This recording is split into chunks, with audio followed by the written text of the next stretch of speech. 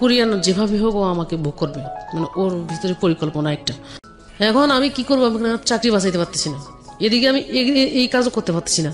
তখন আমার মাথা গরম হয়ে গেছে। পরে আমি কার্টুনের চিপের ভিতরে দুইজনের শার্টের কলার ধাম করে ধরছি, ধরে দুইজনের ঘুষির উপর ঘুষি মারছি। ঘুষি মারার পর ওরা যখন তিনজন আমাকে ধরতে আসছে, এই পিছন দিয়ে পা দিয়ে আমি লাথি মারছি। আমার নাম মায়া। মায়া, মায়া বয়স কত এই মুহূর্তে? আমার বয়স এখন 36 বছর। 36 চলছে। তো আপনার 36 বছরের গল্পটাই আমি তুলে নিয়ে আসতে চাই আজকে। শুরু করুন আপনি। শৈশবটা হচ্ছে যে আমি আমার যখন জ্ঞান হওয়া অব্দি পর্যন্ত যখন আমি বুঝি, তখন আমি আমার নানা বাড়িতে ছিলাম। তো নানা বাড়িতে থাকতাম একটা কারণবশত, ওটা হচ্ছে আনন্দদায়ক, মানে আনন্দের জন্য আর কি। ওখানে বন্ধু বান্ধব বেশি ছিল, খেলাধুলা বেশি করতে পারতাম। বাবা কি করতেন? তো বাবা আমার তখন তামাকের ব্যবসা করতো, পুলিশে চাকরি করতো আমার বাবা। তো কোনো একটা কারণে চাকরিটা চলে যাওয়ার পরে উনি ব্যবসাটা বেছে নিয়েছেন। নেওয়ার পর তামাকের ব্যবসার ফাঁকে ফাঁকে কৃষিকাজ করতেন। তো তখন আমি একা ছিলাম, তখন তেমন একটা পরিবারের ভিতরে অভাব ছিল না। তারপর আমি নানা বাড়ি থাকতাম ওই বন্ধু বান্ধবের কারণে। থাকার পর আমি এক পর্যায়ে দেখলাম যে আমার মা একা থাকে, ওর কষ্ট লাগে, ছেলে সন্তান নাই। মাঝে মাঝে নানা বাড়িতে যে আমার নানির বকাবকি করে, আমার মেয়েটা রাখি দিছো কেন, আমার কাছে পাঠাই দাও। তো আমার মন বসতো না, কখনো বসতো না। তখন আমার জোর করে বাড়িতে নিয়ে আসতো, আমার নানি সহ নিয়ে আসতো। আসলে আবার আমি ওই সারাদিন থাকতাম, ওই নানির আসল ধরেই থাকতাম। আচ্ছা। তারপর বিকেলে যখন নানি আবার চলে যেত, ওরে আমি পাহাড়ে দিতাম কখন কোন সময় কোন ফাঁকে আমাকে রেখে চলে যায়। তো যদিও চলে যাইতো, আমি আবার এদিক দিয়ে বুঝতে পারতাম যে চলে গেছে। আমি আবার দূরে গিয়ে ওই রাস্তার মধ্যে ধরে ফেলতে আবার সাথে করে যাইতাম। যাওয়ার পরে যখন আমার মামা বড়টা তখন ইন্টারমিডিয়েটে পড়ে, আমি এখন বুঝি যেটা আর কি, ওই সময় বয়সটা এরকম ছিল। তো উনি আমাকে দেখে মানে চোখ রাঙ্গাইয়া অনেক রাগান্বিত ভাবে মানে আমার দিকে তাকাইছে, আর রাগ করে একটা কথা বলছে। তো ওই তখন অবস্থায় আমি একটু ভয় পাইছি। ভয় পাওয়ার সাথে সাথে আমি কান্না করতেছি যে আমি আর এখানে থাকবো না। ওই ভয়ের কারণে পরে আমি অসুস্থ হয়ে পড়ে যাই কান্না করতে করতে। তো ওটাতে কেটে যাওয়ার পরে আমি স্কুল জীবনে ভর্তি হইলাম। বাড়িতে এসে স্কুল জীবনে ভর্তি হওয়ার পর ক্লাস 6, 7 যখন উঠছি, তখন আমার ওই একসাথে আমার স্বাস্থ্য জ্যাঠতো ভাই বোন মিলে স্কুলে যাইতাম আসতাম। ওখান থেকে এক ভাই আমাকে মানে পছন্দ করা শুরু করে দিল বলতে প্রতিনিয়ত একটা করে চিঠি লিখতো। ভাই বলতে মানে কি? আমার জ্যাঠাতো ভাই। ওকে। তো এই চিঠি লিখে আরেক জ্যাঠাতো বোনের দিয়ে পাঠিয়ে দিত। ওটা আমাকে না দিয়ে ওটা আমার বইয়ের খামের ভিতরে রেখে দিত, মলাট বলে যেটা আর কি, রেখে দিত। ওটা প্রতিদিন রাখার পর আমি স্কুল থেকে আসার পর কিন্তু আমার আব্বা মা আমার বইগুলা সব চেক করতো। চেক করার পর কিন্তু ওরা কয়েকটা চিঠি পেয়ে গেছে, যেটা আমি জানি না। ওখান থেকে একটা ওদের সাথে পারিবারিক ভাবে দ্বন্দ্ব লাগে যে চিঠি দেওয়ার কারণে। তো আমার আব্বা আবার ওদের সাথে একটু মারপিট করে, মাথা টাটা ফাটায় দেয়। তো এটাকে কেন্দ্র করে আমি আবার আমার নানা বাড়িতে চলে যাই। ওখান থেকে আমি এসএসসি পরীক্ষা দিই। পরীক্ষা দেওয়ার পর আমি এসএসসি পাশ করি। এই এসএসসি পাশ করার পর আমার আব্বা প্যারালাইসিস হয়ে যায়। প্যারালাইসিস হওয়ার পরে পুরো সংসারটা আমাদের চলে না অবস্থা। এখন আমি কি করব, আমিও তো কেবল এসএসসি পরীক্ষা দিয়ে বের হয়েছি। আমার মার সাথে পরামর্শ করলাম এখন আমরা কিভাবে সংসারটা চালাইতে পারি। এই অসুস্থ থাকার ঔষধ পাতি সবকিছু মিলে কিন্তু আমার চাচারা আমার পাশে আসে না, আমাদের পাশে আর আসে না। এরকম করতে করতে উনিও অসুস্থ। এখন আমিও পড়ালেখা কিভাবে করব, এটা একটু কষ্টের বিষয়। এর ফাঁকে দিয়ে আমি আবার ওই 19 থাকা অবস্থায় একজনের সাথে আমার রিলেশন হয়ে যায়। তো ওকে আমার পছন্দ লাগে এবং ও আমাকে পছন্দ করে। পছন্দ থাকা অবস্থায় ওর সাথে আমার একটা মানে ভালো সম্পর্ক তৈরি হয়ে যায় এবং চিঠি আদান প্রদান হওয়ার কারণে আবার এদিকে বাবা অসুস্থ। তখন যদি আমি সিদ্ধান্ত নিয়ে ফেলছি যদি আমি ওকে বিয়ে করি তাহলে হয়তো বা আমার ঝামেলাটা কমে যাবে। তো ওকে আর ফ্যামিলিগত দিক থেকে বিয়ে করা হলো না। আমি একদিন ওদের বাড়ির দিকে বেড়াইতে আসছিলাম। বেড়াইতে আসার পর ওর ভাই মানে কথা বলছে, একটা মানে কটু কথা বলছে আর কি। এটা আমার এক ভাবি শুনতে পারছে। শোনার পরে ও ভাবি কি করছে, বাড়িতে কথাটা লাগাইছে। লাগানোর পর এখন আমার আব্বা ওইটাকে রিয়েক্ট করি এমন একটা পর্যায়ে নিয়েছে যে আসলে আমি ওর সাথে খারাপ কিছু করে ফেলছি। উনি আমাকে ওই দিন রাত্রে মানে এমন ভাবে মারতে গেছে যে হাতের মধ্যে একটা রশি নিয়ে আমার গলায় ঢুকাই দিছে, সেটা ফাঁসি বলে আর কি। ঢুকাই দিয়া ওই ফার্স্ট এভাবে টান দিছে। টান দেওয়ার সাথে আমার হাতটা কিন্তু আমি এই ফাঁসির ভিতরে ঢুকাই দিছি, হাতে বাজি গেছে। বাজি যাওয়ার পর কোন রকম রশিটা ফাঁক করে মাথা থেকে বের করে দিয়ে আমি একদিকে দৌড় মারছি তখন আমি ভয়ে দূরে আমার বান্ধবীর বাড়িতে গেছি। কারণ আমার বান্ধবীর বাড়ি আর আমার যার সাথে রিলেশন চলে তার বাড়ি কিন্তু পাশাপাশি। এখন ওই রাত্রের মধ্যে প্রচার হয়ে গেল যে আমি ওর সাথে রাত্রে পালাই গেছি। ও ওকে। তখন আমি ওদের বাড়িতে গেলাম, যখন ওদের বাড়িতে 3 দিন ছিলাম, তখন আমার বান্ধবীর আব্বা যেহেতু আমার আব্বার সাথে মানে কন্ট্যাক্ট করার পর বলছে যে আসলে ও ভয়ে আমাদের বাড়িতে চলে আসছে, আপনি এরকম কেন করছেন, মানুষ কি মেয়েদেরকে এভাবে মারে, এটা করতেন না আপনি, তো মানুষের তো কিছু থাকতেই পারে, তাই বলে যে খারাপ কিছু এটা না, অতি করা শাসন ভালো না, এইসব কিছু বুঝাই সুঝাই আমাকে বাড়িতে দিছে। দেওয়ার পর আমি এখন একটা মানে সংকোচ ভাবে চলি, মন খুলে চলতে পারি না। তো এদিক সেদিক চললে মানুষে বলে ওই যে রাত্রে পালাই গেছে, অমুকের সাথে পালাই গেছে, অমুকের সাথে পালাই গেছে, কিন্তু আসলে বিষয়টা যে কি এটা শুধু আমি জানি, আর আমার ওই আমার বান্ধবীর বাবা জানে, আর কেউ জানে না। তো এখন হাজারো সত্যি যদি আমি সামনে আনতে চেষ্টা করি, এটা কেউ বিশ্বাস করে না। তখন আমি সবকিছু মনের প্রতি চেপে রেখে আমি আমার নানা বাড়িতে গিয়ে আবার ইন্টারমিডিয়েট জীবনটা শুরু করি। মানে ইন্টারমিডিয়েট ভর্তি হই। এটা একটা বড় সমস্যা আমাদের সমাজে, মানে মেয়েরা এই জায়গাটায় যদি আসলে ফ্যামিলি সাপোর্টটা না পায়, এটা খুব দুঃখজনক আসলে। যাই হোক, হ্যাঁ বলেন। তারপর তখন আমি আমার নানা বাড়িতে চলে যাই। আমার মামারা ওখান থেকে ভর্তি করানোর পরে আমি এই পাশাপাশি কি করলাম, পরিবারটাকে বাঁচানোর জন্য মানবাধিকার সংস্থা নামে একটা সংস্থার মধ্যে আমি একটা জব নিলাম। কোন পরিবারকে বাঁচানোর জন্য? আমার বাবার পরিবার। কেন? মানে বাবা যেহেতু বাবা অসুস্থ। হ্যাঁ। ও, তো জব নেওয়ার পর আমি এখানে এদিকে ছোট ছোট ভাই বোন 2টা আছে, এরা কেউ 6-এ পড়ে, কেউ 5-এ পড়ে, এরকম অবস্থা। আমি এসএসসির পর জবটা নেওয়ার পর পাশাপাশি জবটা করতেছি, চাকরি পড়ালেখা করতেছি। আবার এদিক দিকে ক্ষেত খামারের যে কাজগুলো আছে, ধান চাষ থেকে শুরু করে সবকিছু, এগুলো আমি দেখাশোনা করতেছি। নানির বাড়িতে থেকে কিভাবে দেখাশোনা করতেন? আমার নানা বাড়ি আমাদের বাড়ির পাশাপাশি। ও আচ্ছা, ওকে। বেশি দূরে না, মানে সকালবেলা যদি আসি, সারাদিন কাজ করে চলে গেলে বিকালে আবার ওদিকে চলে যাই। আচ্ছা আচ্ছা। চলে গিয়ে আবার রাত্রে ওখানে থাকলে আবার পরদিন সকালবেলা এদিকে গোছাই দিয়া আমি কলেজে চলে যেতাম। কলেজ 3 দিন, সপ্তাহে 3 দিন করতাম, আর 3 দিন করতাম না। আচ্ছা। তো এই ফাঁকে চলার পর এর ফাঁকে দিয়ে আবার ওই কাজটা করতাম। কাজটা আমার মানে একাধারে নিজের জমি জমা দেখা, হ্যাঁ, চাকরি করা প্লাস হচ্ছে কলেজে পড়াশোনা করা। আচ্ছা। এবং মানুষের দুর্নাম তো আছে। হ্যাঁ, দুর্নাম তো আছেই, কিন্তু আমার ভিতরে একটা সাহস ছিল যে আমি মানুষের কোনো কথায় মানে কেয়ার করি না, যে যাই বলুক এটা হচ্ছে তার ব্যক্তিগত ব্যাপার। আমি তো জানি, আমার আল্লাহ তো জানে যে আমি কি জিনিস। যদি আমার ভাগ্যে থাকে ভালো বিয়ে হাসাদি হবে, না থাকলে আমি এভাবেই সংসার চালাবো। এভাবেই চিন্তা ভাবনা করছি। করার পর আমি পড়ালেখাটা চালার পর ইন্টারমিডিয়েট পাস করলাম। পাস করার পর আমি দেখতেছি একটা অ্যাপ্লিকেশন কোর্স হয়েছে, তা আমার আব্বারে জানাইলাম। জানার পর আমার আব্বা, আমার চাচা, ছোট চাচা, আমি মিলে 3 জনে টার্গের মধ্যে চলে আসছি। এখন সকাল 10টায় পরীক্ষা, রাত্রে থাকতে হবে।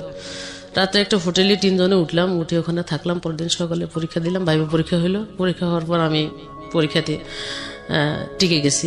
আচ্ছা। টিকে যাওয়ার পর পরের দিন আমার ভাইবা পরীক্ষার আবার ডেট দিছে। তখন কি আপনি ইন্টার কমপ্লিট করে ফেলেছেন? ইন্টার কমপ্লিট করছি। আচ্ছা। ডেট দিছে, ডেট দেওয়ার পরে হলো পরের দিনও থাকতে হইলো। পরের দিন ভাইবা হইলো। ভাইবার পরে আবার আমি ভাইবা তো টিকছি, পরে প্রি সার্ভিসের জন্য রেখে দিছে। আচ্ছা। প্রি সার্ভিসের জন্য রেখে দিছে যখন, তখন আমাদের সাথে আলাপ আলোচনা করে কথাবার্তা বলে কে কোথায় কোন এলাকায় চাকরি করবে, কার কোথায় পোস্টিং, এটা নিয়ে কথা বলতেছে। কথা বলার পর আমার পোস্টিংটা দিল। পড়ছে যখন, তারপর আমার বাড়ি থেকে দূরে হবে আর কি। তো পড়ছে যখন, তখন আমি এখান থেকে আসলাম। আসার পর এখন আমার সাইকেল চালায় চাকরি করতে হবে, কারণ আমি তো সাইকেল চালাতে পারি না। তখন ডিসিশন নিলাম সাইকেল চালা আমি শিখব। কত সালের গল্প এটা? এটা 2001 সালের কথা। 2001 সালে, আজ থেকে প্রায় 18 বছর। ইন্টারমিডিয়েটের পরেই। জি। তখন আমার আব্বার আমি মিলে সাইকেলটা যে কিনবো এরকম টাকা পয়সা নাই যখন, তখন ওই আমাদের খাবারের যে ধানটা ছিল, আমরা যেটা ভাত খাবো সিদ্ধ করার মতো, তো আমি বলছি যে ভাতটা আমরা খাবো ওই ধানটা বিক্রি করে আমার সাইকেলটা কিনে দাও, আমি বেতন পাইলে তো আমরা আবার করতে পারবো। তখন চাল কেনা যাবে। হ্যাঁ, চাল কেনা যাবে। তো আমার আব্বা ধানটা বিক্রি করলো। ধানটা বিক্রি করার পর 2500 টাকা ধানটা বিক্রি করছে। ওটা আমার আব্বা আমাকে কিনে দিল। কিনে দেওয়ার পর ওটা নিয়ে আমরা বাসায় চলে আসলাম। বাসায় আসার পর তখন আমি ওই 4 দিনের মধ্যে সাইকেলটা চালানো শিখে ফেলি। আচ্ছা। শিখে ফেলার পর আমি যেদিন জয়েন করবো ওই দিন আমি সাইকেল সবকিছু নিয়ে আমাকে আমার আব্বা ওখানে রেখে আসছে। রেখে আসার পর আমি ওখান থেকে সাইকেল যাত্রা শুরু করলাম চাকরিতে। মানে কোথায় কোথায় যেতে হবে, ফিল্ডে কি সেই বিষয়ে সবকিছু ওখান থেকে জেনে নিলাম, ম্যানেজারের কাছ থেকে জেনে নেওয়ার পর ওখানে আমরা একটা টিমের মধ্যে চাকরি করতাম। মানে এক একজন এক এক প্রোগ্রামে। আমি ছিলাম হয়েছে NLP প্রোগ্রাম, শিক্ষা প্রোগ্রাম। আচ্ছা। তো ওই প্রোগ্রামে শুধু আমি একা। এখন আমি 3 মাস কাজ করার পর আমাকে ওখান থেকে প্রোগ্রামটা চেঞ্জ করে দেওয়া হলো। হলো, চেঞ্জ করে দিল আমাকে এডিপি প্রোগ্রামে। যেমন ওই এলাকার মধ্যে হতদরিদ্র গরিব দুঃখী যে লোকের মেয়েগুলো আছে আমার মতো বয়স বা 18 বছর 17 বছর পড়ালেখা করে না, এদেরকে গ্রাম থেকে বুঝাই শুনে ধরে এনে ওদের ভিতরে একটা পাঠাগার সিস্টেম ছিল। বিকালবেলা সকালবেলা যদি আমি ছোট বাচ্চাদের দেখতাম, বিকালবেলা আমার বড় বাচ্চাদের দেখতে হতো। এটাকে নিয়ে আমি আবার ওই ইয়াতে গেলাম, পাঠাগার ভিজিট করতে যাইতাম।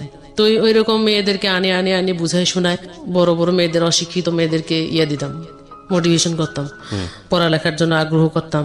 ওইগুলো করার জন্য আমার লাগতো আপনার হচ্ছে সিডি, টিভি, মানে সাংস্কৃতিকমূলক অনুষ্ঠানের জন্য যে সমস্ত জিনিসগুলো দরকার, এগুলো দিয়ে এটার জন্য আমাকে প্রতি মাসে ট্রেনিং করতে হইতো। চাকরি করতে করতে আমার বছর খানেক হয়ে গেল, চাকরির বয়স বছর খানেক হয়ে যাওয়ার পর এর মাঝখান দিয়ে আমি এই ছুটিতে বাড়িতে আসছি। আর এই যে আমার বাড়িতে থাকাকালীন যার সাথে রিলেশন ছিল, একটা বদনাম হয়ে গেল, ওর সাথে আমার কোনো যোগাযোগ নাই। তো ফুট করে একদিন বাড়িতে, ও বাড়ি যাচ্ছে, আমিও আসতেছি, তো এলাকার ভিতরে দেখা হয়ে গেছে যখন, তখন ওর সাথে আমার কথা হইলো, কথাবার্তা হইলো। হওয়ার পর ও কি করছে, আমার ফোন নাম্বার নিছে, চিডিসেল নাম্বার একটা ব্যবহার করতাম, তখন আমার সাথেও মাঝে মাঝে ওর সাথে ফোনে কথা হইতো। তা আমার ফ্যামিলিগত বিস্তারিত যখন জানলো, তখন ওর সাথে আমার কথা হইলে মাঝে মাঝে ওর সমস্যায় পড়লে আমার থেকে টাকা নিত, আমি সমস্যায় পড়লে ওর থেকে নিতাম। এরকম একটা বন্ধুত্ব সুলভ রিলেশন ছিল। তো এক পর্যায়ে কথা বলতে বলতে দুজনের মধ্যে আবার একটা ভাব সৃষ্টি হয়। তা আমি বলি যে এভাবে না থাকে আমরা দুজনে বিয়ে করলে হয় না? কয় কথাটা খারাপ বলছ না, কথাটা ভালোই বলছিস, বিয়ে করলে মনে হয় আমরা এখন চাকরি বাকরি করি, আমাদেরকে মেনে নিবে, করে ফেলবো। তো এই কথায় থাকে, আমি আর এর সাথে তেমন একটা বাড়াবাড়ি করি না। হয়তো দেখা গেছে 15 দিন পর একদিন কথা হয়, 10 দিন পর একদিন কথা হয়, এরকম। তো এই দিক দিয়ে আমি চাকরি বাকরি করতে মোটামুটি পরিবারটা গুছাই ফেলছি, একটু স্বস্তির দিকে আসছে, মোটামুটি ভালোই চলছে। চলার পর এখন ওই সময় আমার ছোট ভাই ফর্ম ফিল আপের টাকা পাঠাবো এসএসসি। তো আমি আবার আমি এখনো বেতন পাই নাই, আমার এই বন্ধুর কাছে কল করছি, আমি কিছু তুমি আমার কিছু টাকা দাও, আমার ভাইয়ের ফর্ম ফিল আপ, তো ওই জন্য একটু আমার তাড়াতাড়ি জরুরি করে বাড়ি যেতে হবে, আমার আব্বা অপেক্ষা করতেছে। তো ও কি করছে, আমার সাথে কথা বলে বলতেছে আচ্ছা ঠিক আছে আমি দিচ্ছি, তবে অন্য একটা নাম্বারে পাঠিয়ে দিচ্ছি। ও কথাটা বলে আমার মোবাইলটা অফ করে দিছে। যখন ওই যে টাকা পাঠাইবে বলছে, এখন আমি আর ওরে পাই না। ওর টাকা 3000 টাকা দিছে ওর বন্ধুর কাছে। উনি কি করছে, আমাকে ফোন করে বলছে যে আপনি টাকা চাইছিলেন, টাকাটা আমার কাছে দিয়ে দিছে, আপনি এসি পরিবহনে যান, আপনার টাকাটা আমি পাঠাই দিচ্ছি। তো বলে যে আমি বলছি আচ্ছা ঠিক আছে আমি যাচ্ছি। আমি তখন এসি পরিবহনে গেছি, যাওয়ার পর উনি আমাকে টাকাটা পাঠাই দিছে। পাঠাই দেওয়ার পর ওনার নাম্বারটা আমি সেভ করে রাখছি, যে ওই পর্যন্ত শেষ, আমার আর মনে নাই। যখন তখন আমি ফর্ম ফিল আপ শেষ করে আমি আবার আমার চাকরির জায়গায় চলে গেছি। চলে যাওয়ার পর প্রায় মাসখানেক পর আমাকে আমার আব্বা কল করছে। কল করে বলতেছে যে আমি হচ্ছি বড়, আমার ছোট চাচার মেয়ে আমার থেকে ছোট, তো ওর বিয়ের কথাবার্তা চলছে যখন, তখন আমার আব্বা এখানে একটা ব্যাগরা দিচ্ছে যে আমার মেয়ের বিয়ে হয় না এখন তোমার মেয়ের বিয়ে দিলে মানুষ খারাপ বলবে। তা আমি বলছি যে ওরা যখন ভালো সম্বন্ধ পাইছে, বিয়ে দিয়ে দেখ, সমস্যা নাই, আমার বিয়ে আমি নিজে করে নেব, চাকরি যেহেতু করি এরকম পাবোই অনেক কিছু, তাই তোমাদের বাড়িতে আমার থাকতে হবে এমন কোনো কথা না। তা আমার বলতেছে যে তাহলে কিছু টাকা লাগবে। তা আমি বলছি কত টাকা লাগবে? কয় 1020 টাকা হইলে আমি এদিক দিয়ে একটা সমস্যার সমাধান করবো আর কি। আমি ওই দিন সন্ধ্যার মধ্যে, আমি তখন বেতন ধরছি আমার 8900 টাকা, আর এদিক দিয়ে সবকিছু মিলাই 10-12 হাজার টাকা পাইতাম। তো আমার ওখানে আবার থাকতে থাকতে বন্ধু বান্ধব হয়ে গেছে, ওদের থেকে আমি কিছু টাকা সংগ্রহ করছি। করার পর আমি 20,000 টাকা মিলাই বাড়ি আসছি। তো বাড়িতে আসি দেখি বিয়ের সব আয়োজন শেষ। ওর ওই বিয়ের রাত্রে যখন আসলাম, বিয়ে হয়ে গেল, চলে গেল, খাওয়া দাওয়া শেষ, আমিও ভাত টাত খাইছি। খাওয়ার পর ওই ডেকোরেশন যেগুলো আছে, পরযাত্রী যেখানে বসছিল ওইখানে বসে বসে মোবাইল টিপতেছি। তো টিপতে ওর নাম্বারটা চলে আসছে, আর আমার তো মনে নাই। আমি কইছি যে এটা কার নাম্বার, দেখি তো একবার ট্রাই করি। আমি কি করছি, মিস কল মারছি। মিস কল মারার সাথে সাথে আমার কাছে ব্যাক করছে। ব্যাক করার পর বলছে যে, আমি বলছি ভাই আপনি কি, কেন আপনি আমাকে চিনেন না? আপনার নাম্বার তো আমার কাছে সেভ করা আছে, আপনি মায়া বলছেন না? আমি কি হ্যাঁ মায়া বলছি। আমি কো আচ্ছা আপনি কথাটা শুনলে মন খারাপ করবেন না তো?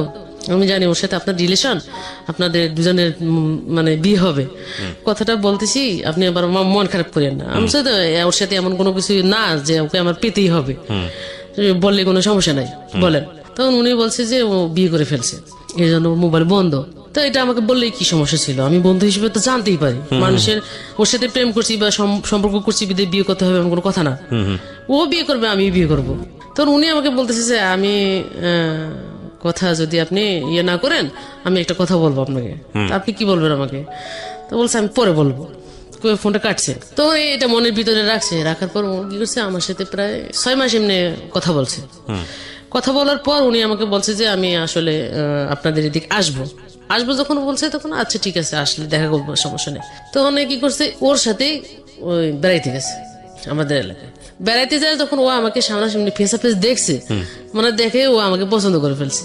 আচ্ছা। আর আমিও যখন ওকে দেখছি, দেখার পর আমারও পছন্দ হয়ে গেছে যে আমি যার সাথে রিলেশন করলাম তার থেকেও সে সুন্দর এবং অনেক ভালো, অনেক স্মার্ট, অনেক শিক্ষিত, মাস্টার্স কমপ্লিট। এটা এই বিয়েটা যদি করি আমার ফ্যামিলি অবশ্যই মেনে নিবে। 6-7 মাস কথা বলার পর এতে কি করছে, নিজে আগ্রহ করে আরেকবার চলে গেছে। তো ওনার সাথে আমার কথা হইলো, আমি ওর কাছে দুষ্টামি করতেছে মনে হয়। তা আমি ওই দুষ্টামিমূলক এইভাবে কথাগুলো বলে ফেলছি যে আচ্ছা ঠিক আছে আসেন। তো ওকে তো দেখছি একবার, দেখাবার পরের বার যখন গেলাম, উনি আমাকে বলছে যে আমি আমার মামাকে সাথে করে নিয়ে আসছি, আর আপনি আসেন। টার্মিনালে উঠে ওরা হোটেলে উঠছে। হোটেলে উঠার পর আমাকে কল করছে, কারণ আমার তো এই দিক দিয়ে ছুটি নিয়ে নেই, ছুটি নিতে তো আমার একটু সময় লাগবে। তো আমি সকালবেলা যাইয়া ফিল্ডের সব কাজ গোছগাছ করে রাখি, অফিসে আসছি। অফিসে আসি, ম্যানেজারে বলছি স্যার আমি বিকালের দিকে অফিসে আসবো না, আমার একটু কাজ আছে, আমার একটু ছুটি দেন। তো কি কাজ করলো ওখানে, আবার আমার সহপাঠী আরেকজনকে বুঝাই দিয়ে বলছে যে আজকে যাবে না, আপনারা একটু ম্যানেজ করে নিয়ে। করার পর ওই দিন বৃহস্পতিবার ছিল, আমি বিকালে দুপুরের দিকে রওনা হয়েছি। রওনা হয়ে ওর সাথে দেখা হলো আমার 2টা বাজে। 2টা বাজে যখন দেখা হলো তখন ও বলে যে রিক্সায় ওঠো। তো ওর সাথে আমি রিক্সায় উঠলাম, ওর মামা আছে হোটেলের ভিতরে। আমি এখন সংকোচ করতেছি একটা ছেলের সাথে হোটেলের ভিতরে যাবো কি যাবো না, বা একটা ভয়ের বিষয় আছে। তা আমি বলতেছি আমি হোটেলের ভিতরে যাব না, আপনি এখান থেকে যা করেন, মানে কিভাবে করবেন সেটা আপনি বলেন। তো কি করছে, মানে টাকা কিন্তু মনে হয় 20,000-এর মতো নিয়ে গেছে। মানে আপনি আগে থেকেই জানতেন যে আপনারা বিয়ে করতে যাচ্ছেন বা এরকম কিছু একটা? সামথিং বলা ছিল। আপনার ফ্যামিলিকে আপনি জানাননি কেন? না, আমি জানাইনি কেন? জানা নেই বলতে আমার ফ্যামিলি এত দূরে ছেলের সাথে বিয়ে দেবে না। আচ্ছা। বিয়ে দেবে না বলতে, যদি আমি ঢাকায় ছেলে বিয়ে করি তাহলে এখানে যদি আমাকে ফেলে চলে যায়, পরে ওকে আমরা কোথায় খুঁজে পাবো? এমনি আমরা মধ্যবিত্ত পরিবারের মানুষ, আমরা এগুলো চাই না। এখন এদিক থেকে আমার পছন্দ হয়ে গেছে, এটা আমি মানে করবোই তো করবো, যে কি জীবনের ডিসিশন কি হয়। পরে ওই কি করলো, আমাকে ওখান থেকে রেখে মানে আগে মার্কেটে ঢুকাইছে। মার্কেটে ঢোকার পর বিয়ের যেগুলো কেনাকাটা সবগুলো করছে, নাক ফুল থেকে শুরু করে কাপড় চোপড় পাঞ্জাবি সবকিছু মিলাই করে ফেলছে। উঠার পর ওরা আর একটা রুম নিয়ে ফেলছে, মানে আমার জন্য আর কি। ওরা 2জন এক জায়গায় থাকবে, আমি এক জায়গায় থাকবো। তো আমি আমার রুমে আছি, ওরা ওনাদের রুমে আছে। থাকার পর ওখানে ওই হোটেলের মালিকের সাথে কথা শেয়ার করছে। শেয়ার করার পর বলছে যে আচ্ছা ঠিক আছে, আমি বিয়েটা আমরাই করাবো, আমরা মেয়ের পক্ষ আর ছেলের পক্ষ তো একজন আসি। তো ওখানে কাজী টাজি আনে, ওখানে কিন্তু বিয়েটা হয়ে গেছে। আপনার ফ্যামিলি জানতো না? না, ফ্যামিলি জানতো না। বিয়েটা যখন হয়ে গেল, ওই দিন বিয়ে শেষ করার পর প্রায় রাত্রে 9:30 বাজছে। 9:30 বাজছে। তা আমি বলছি, তা আমি এখানে থাকতে পারবো না, আমার তো যাইতে হবে। তো বলতেছে না, চলে গেলে কেমন হয়, এটা খারাপ দেখা যায় না, থাকো আজকে, কালকে শুক্রবার বন্ধ আছে, শুক্রবার বিকালে যাবো, শনিবার অফিস করবা। আমি ওখানে থাকলাম। থাকার পর শুক্রবার বিকালবেলা ওর মতো চলে আসছে, আমি আমার মতো চলে গেছি। চলে যাওয়ার পর আবার কন্টিনিউ তো ফোনে যোগাযোগ হয়। তো যোগাযোগ করতে করতে করতে করতে এটা আমার বাড়িতে জেনে গেছে যে আমি বিয়ে করে ফেলছি। জেনে গেছে যখন, তখন আমার বাড়িতে কিছুতেই না দিবে না, মানতেছে না। এখন যদি আমাকে অন্য কোথাও বিয়ে করে দেয়, এখন ওর সাথে বিয়ে করছি, সে যা করার তো সবকিছু করে ফেলছি, এখন আমি আর একটা ছেলের কাছে যাবো না। এখন আমার কপালে যা হবে হবে। এখন তোমাদের সংসার আমি বোঝাই দিছি, এখন তোমরা ভালোভাবে মেনটেন করে চলো, আমি এভাবে বলছি। বলার পর আমি ফ্যামিলিকে বলেছি যে আমি আমার যতটুকু করার ছিল আমি অতটুকু করে বোঝাই দিছি, এখন তোমরা তোমাদের মতো মেনটেন করে চলো। না, আমার পক্ষে সম্ভব না, আমি ওর সাথে সংসার করবো। আমি এই কথা বলে আমি ওখান থেকে চাকরি বাকরি ছেড়ে ওর সাথে চলে আসছি। চলে আসলাম ঢাকা আসার পর এখানে আমাকে রাখলো। রাখার পর ওদের বাড়িতে রাখলো, এখানে থাকলাম। থাকার পর আমার ওই বছরের মধ্যে আমি কনসেপ্ট করি। কনসেপ্ট করার পর এখন আমি যে বাড়িতে যাব আসবো বা কোনো কিছু, ওই সময়ের মধ্যে আমার ডিগ্রিতে পরীক্ষা শুরু হলো যখন, তখন আমি আবার ওই কনসেপ্ট অবস্থায়, আমার পেটে তখন বাচ্চা 7 মাস চলে, ওই অবস্থায় আমি ডিগ্রি পরীক্ষা দিলাম। পরীক্ষা দেওয়ার পর আমি আবার আমাদের বাড়িতে না গিয়ে আমার ফুপু বাড়ি থেকে পরীক্ষা দিছি। পরীক্ষা দেওয়ার পর ওখান থেকে আমি আবার শ্বশুর বাড়িতে চলে এসেছি। তো এই বাচ্চাটা হওয়া পর্যন্ত আমি ওদের সাথে ভালো ছিলাম, মানে ওরা আমার সাথে ভালো ব্যবহার করতো। বাচ্চাটা হয়ে যাওয়ার পর যখন হয়ে যাওয়ার পর এই বাচ্চার বয়স যখন 1 বছর, তখন আমি আবার কনসেপ্ট করে ফেলি। কনসেপ্ট করে ফেলার পর তখন আমি আমার কি করলাম, এদিক থেকে আমার ফ্যামিলির সাথেও যোগাযোগ হয়ে গেল যে বাচ্চা কাচ্চা হয়ে গেছে, এখন আর এগুলো ধরে রাখে লাভ কি, একটা মিউচুয়াল করে ফেলি। করে ফেলার পর ওরা তখন এদিকে আসছে, এদিক থেকে ওরা ওদিকে গেছে, এখন একটা আসা যাওয়ার মধ্যে আছি।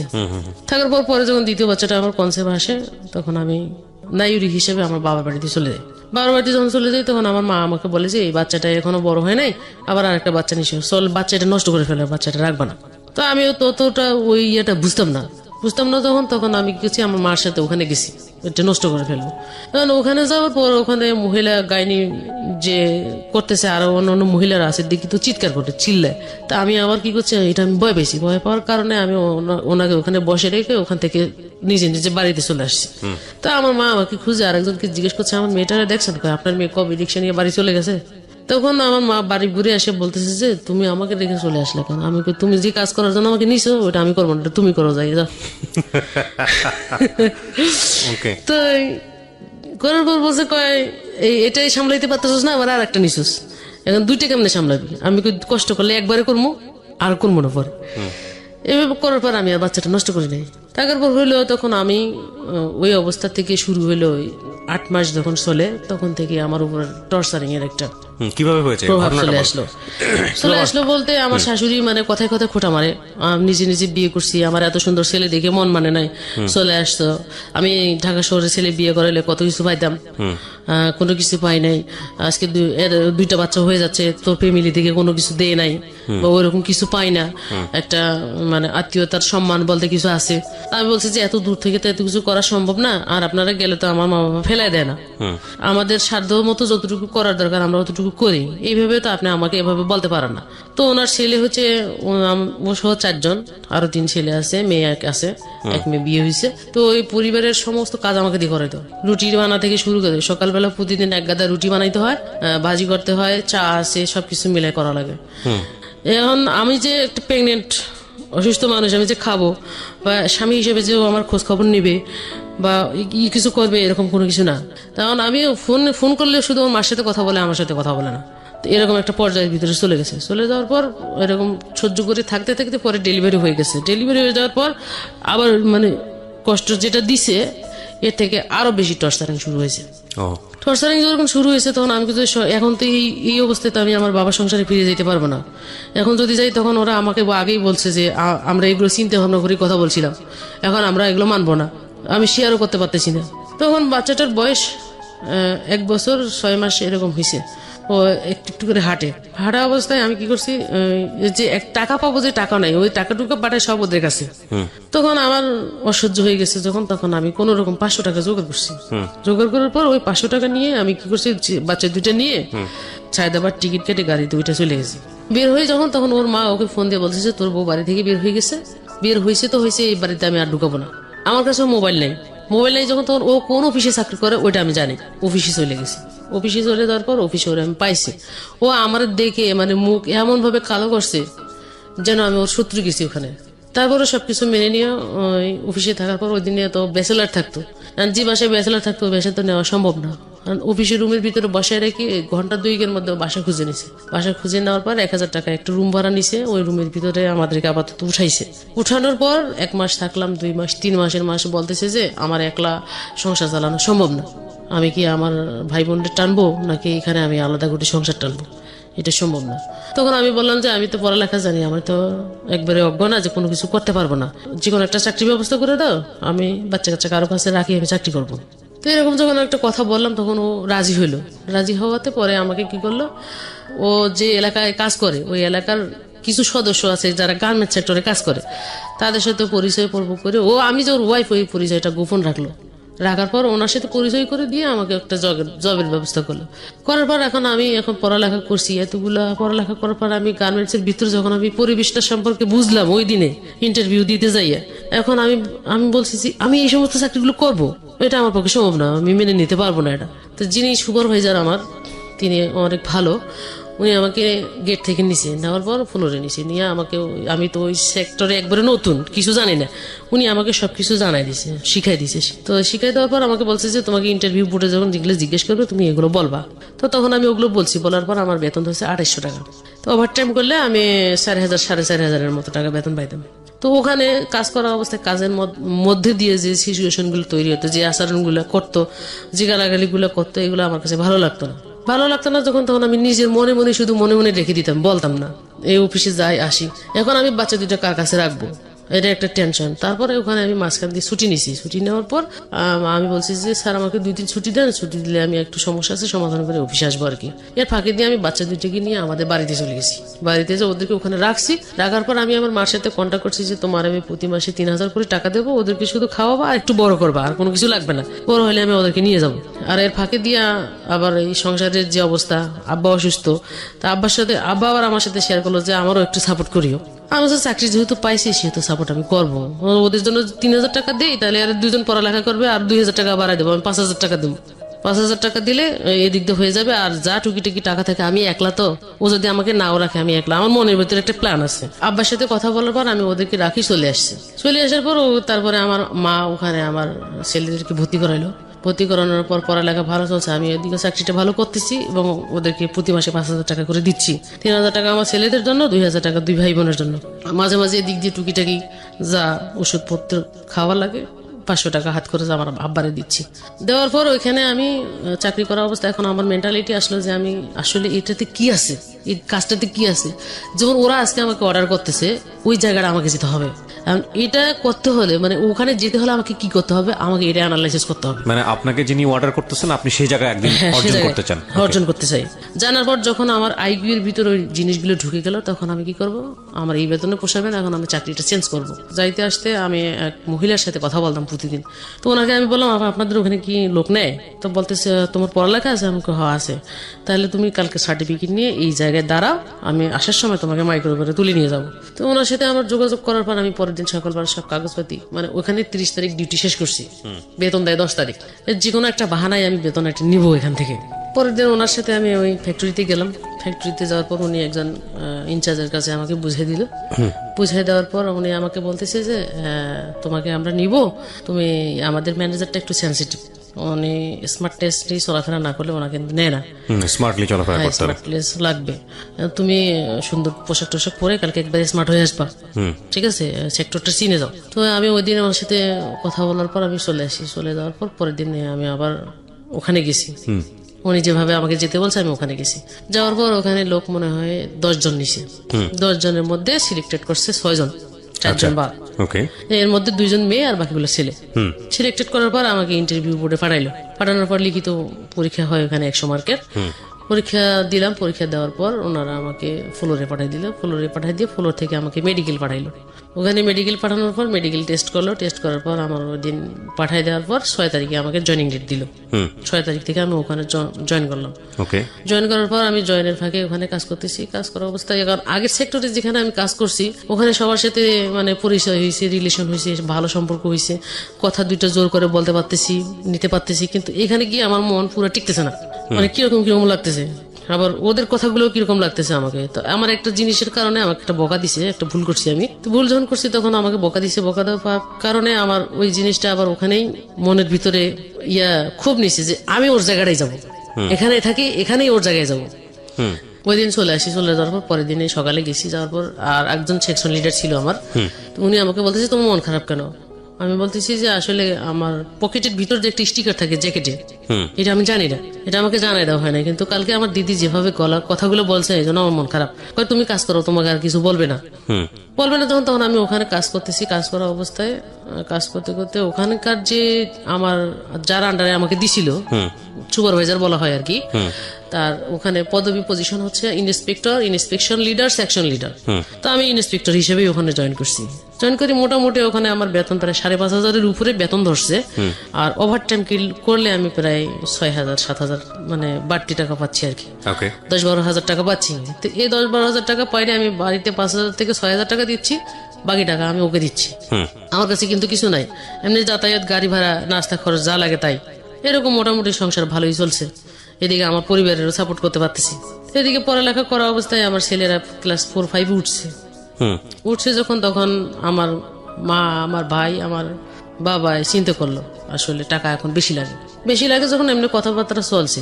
চলার পর আমি আবার কি করলাম, এর ফাঁকে দিয়ে একদিন হঠাৎ করে খবর আসলাম আমার আব্বা মারা গেছে যখন, তখন আমি ওখান থেকে ছুটি নিলাম, ছুটি নিয়ে বাড়িতে চলে গেলাম। চলে যাওয়ার পর দাফন করলাম, করার পর আমি এখান থেকে গেছি আমার টাকায়, কিন্তু দাফনের কাপড় চোপড় কিনা হয়েছে।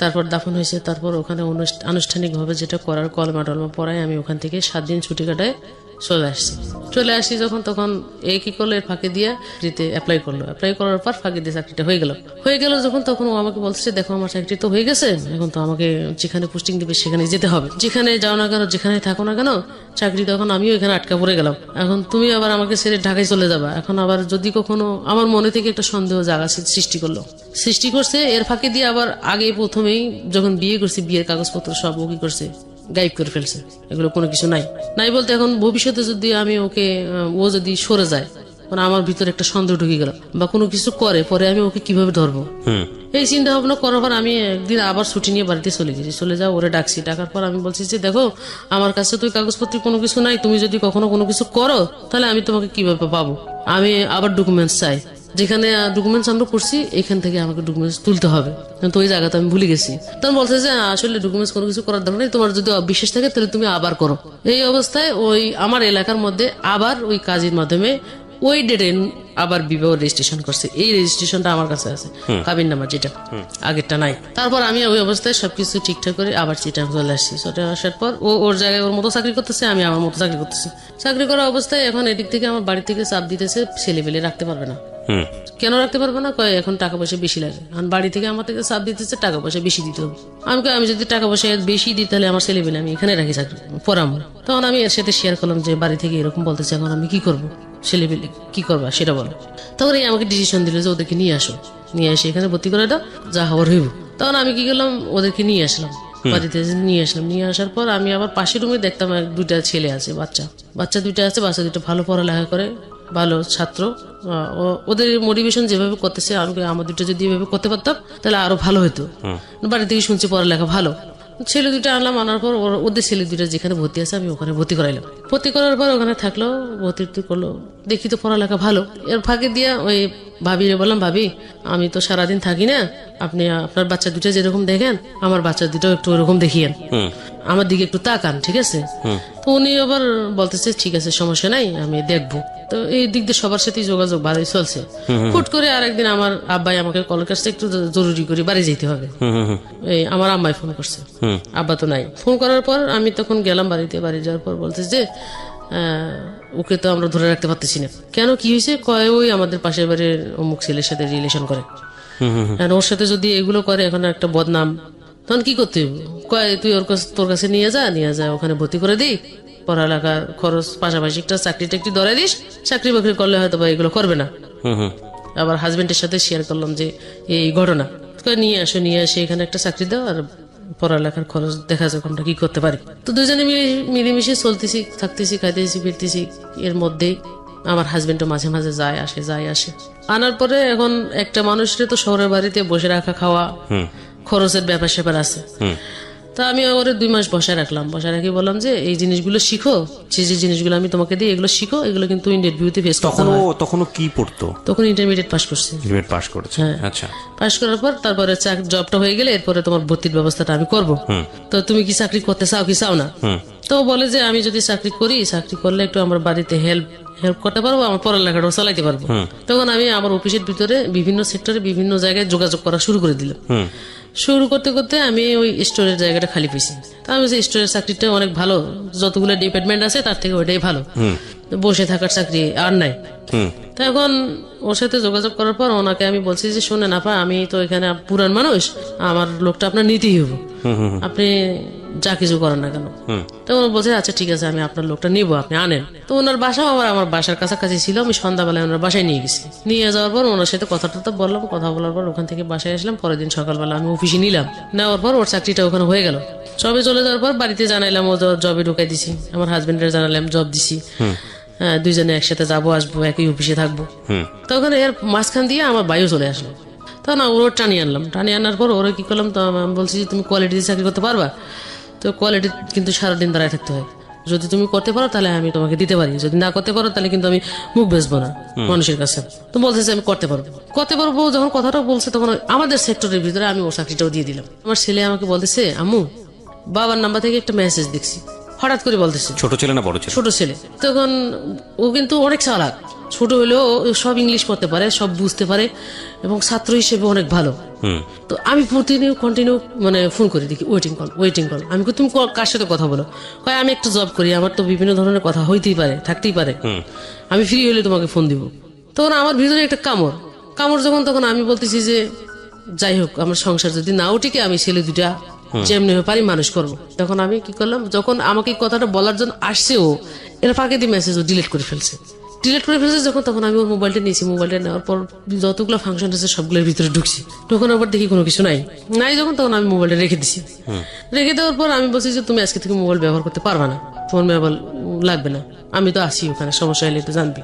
তখন ও আমি আবার কি করলাম, আমি আজকে অফিসে দেরি করে যাবো।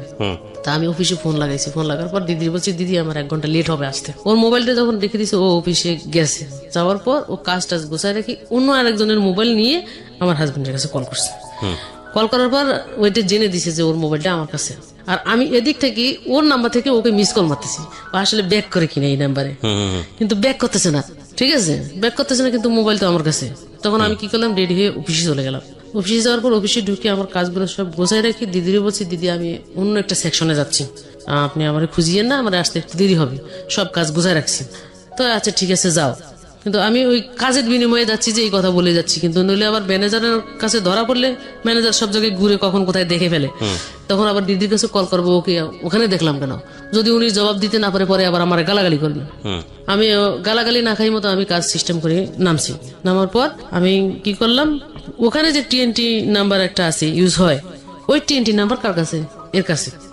TNT তে ফোন করে, মোবাইল আমার কাছে। ও যখন TNT তে কথা বলতেছে তখন ও পিছনে গিয়ে আমি দাঁড়াইছি, ও আমাকে দেখে নাই যখন, তখন ও পিছনে যখন কথা বলতেছে তো কথাগুলো আমি শুনতেছি।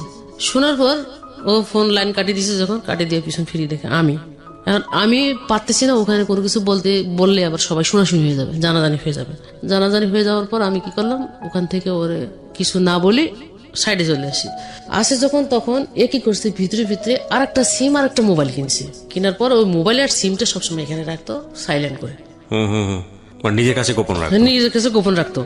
এটা অফিসের ভিতর কেউ জানতো না।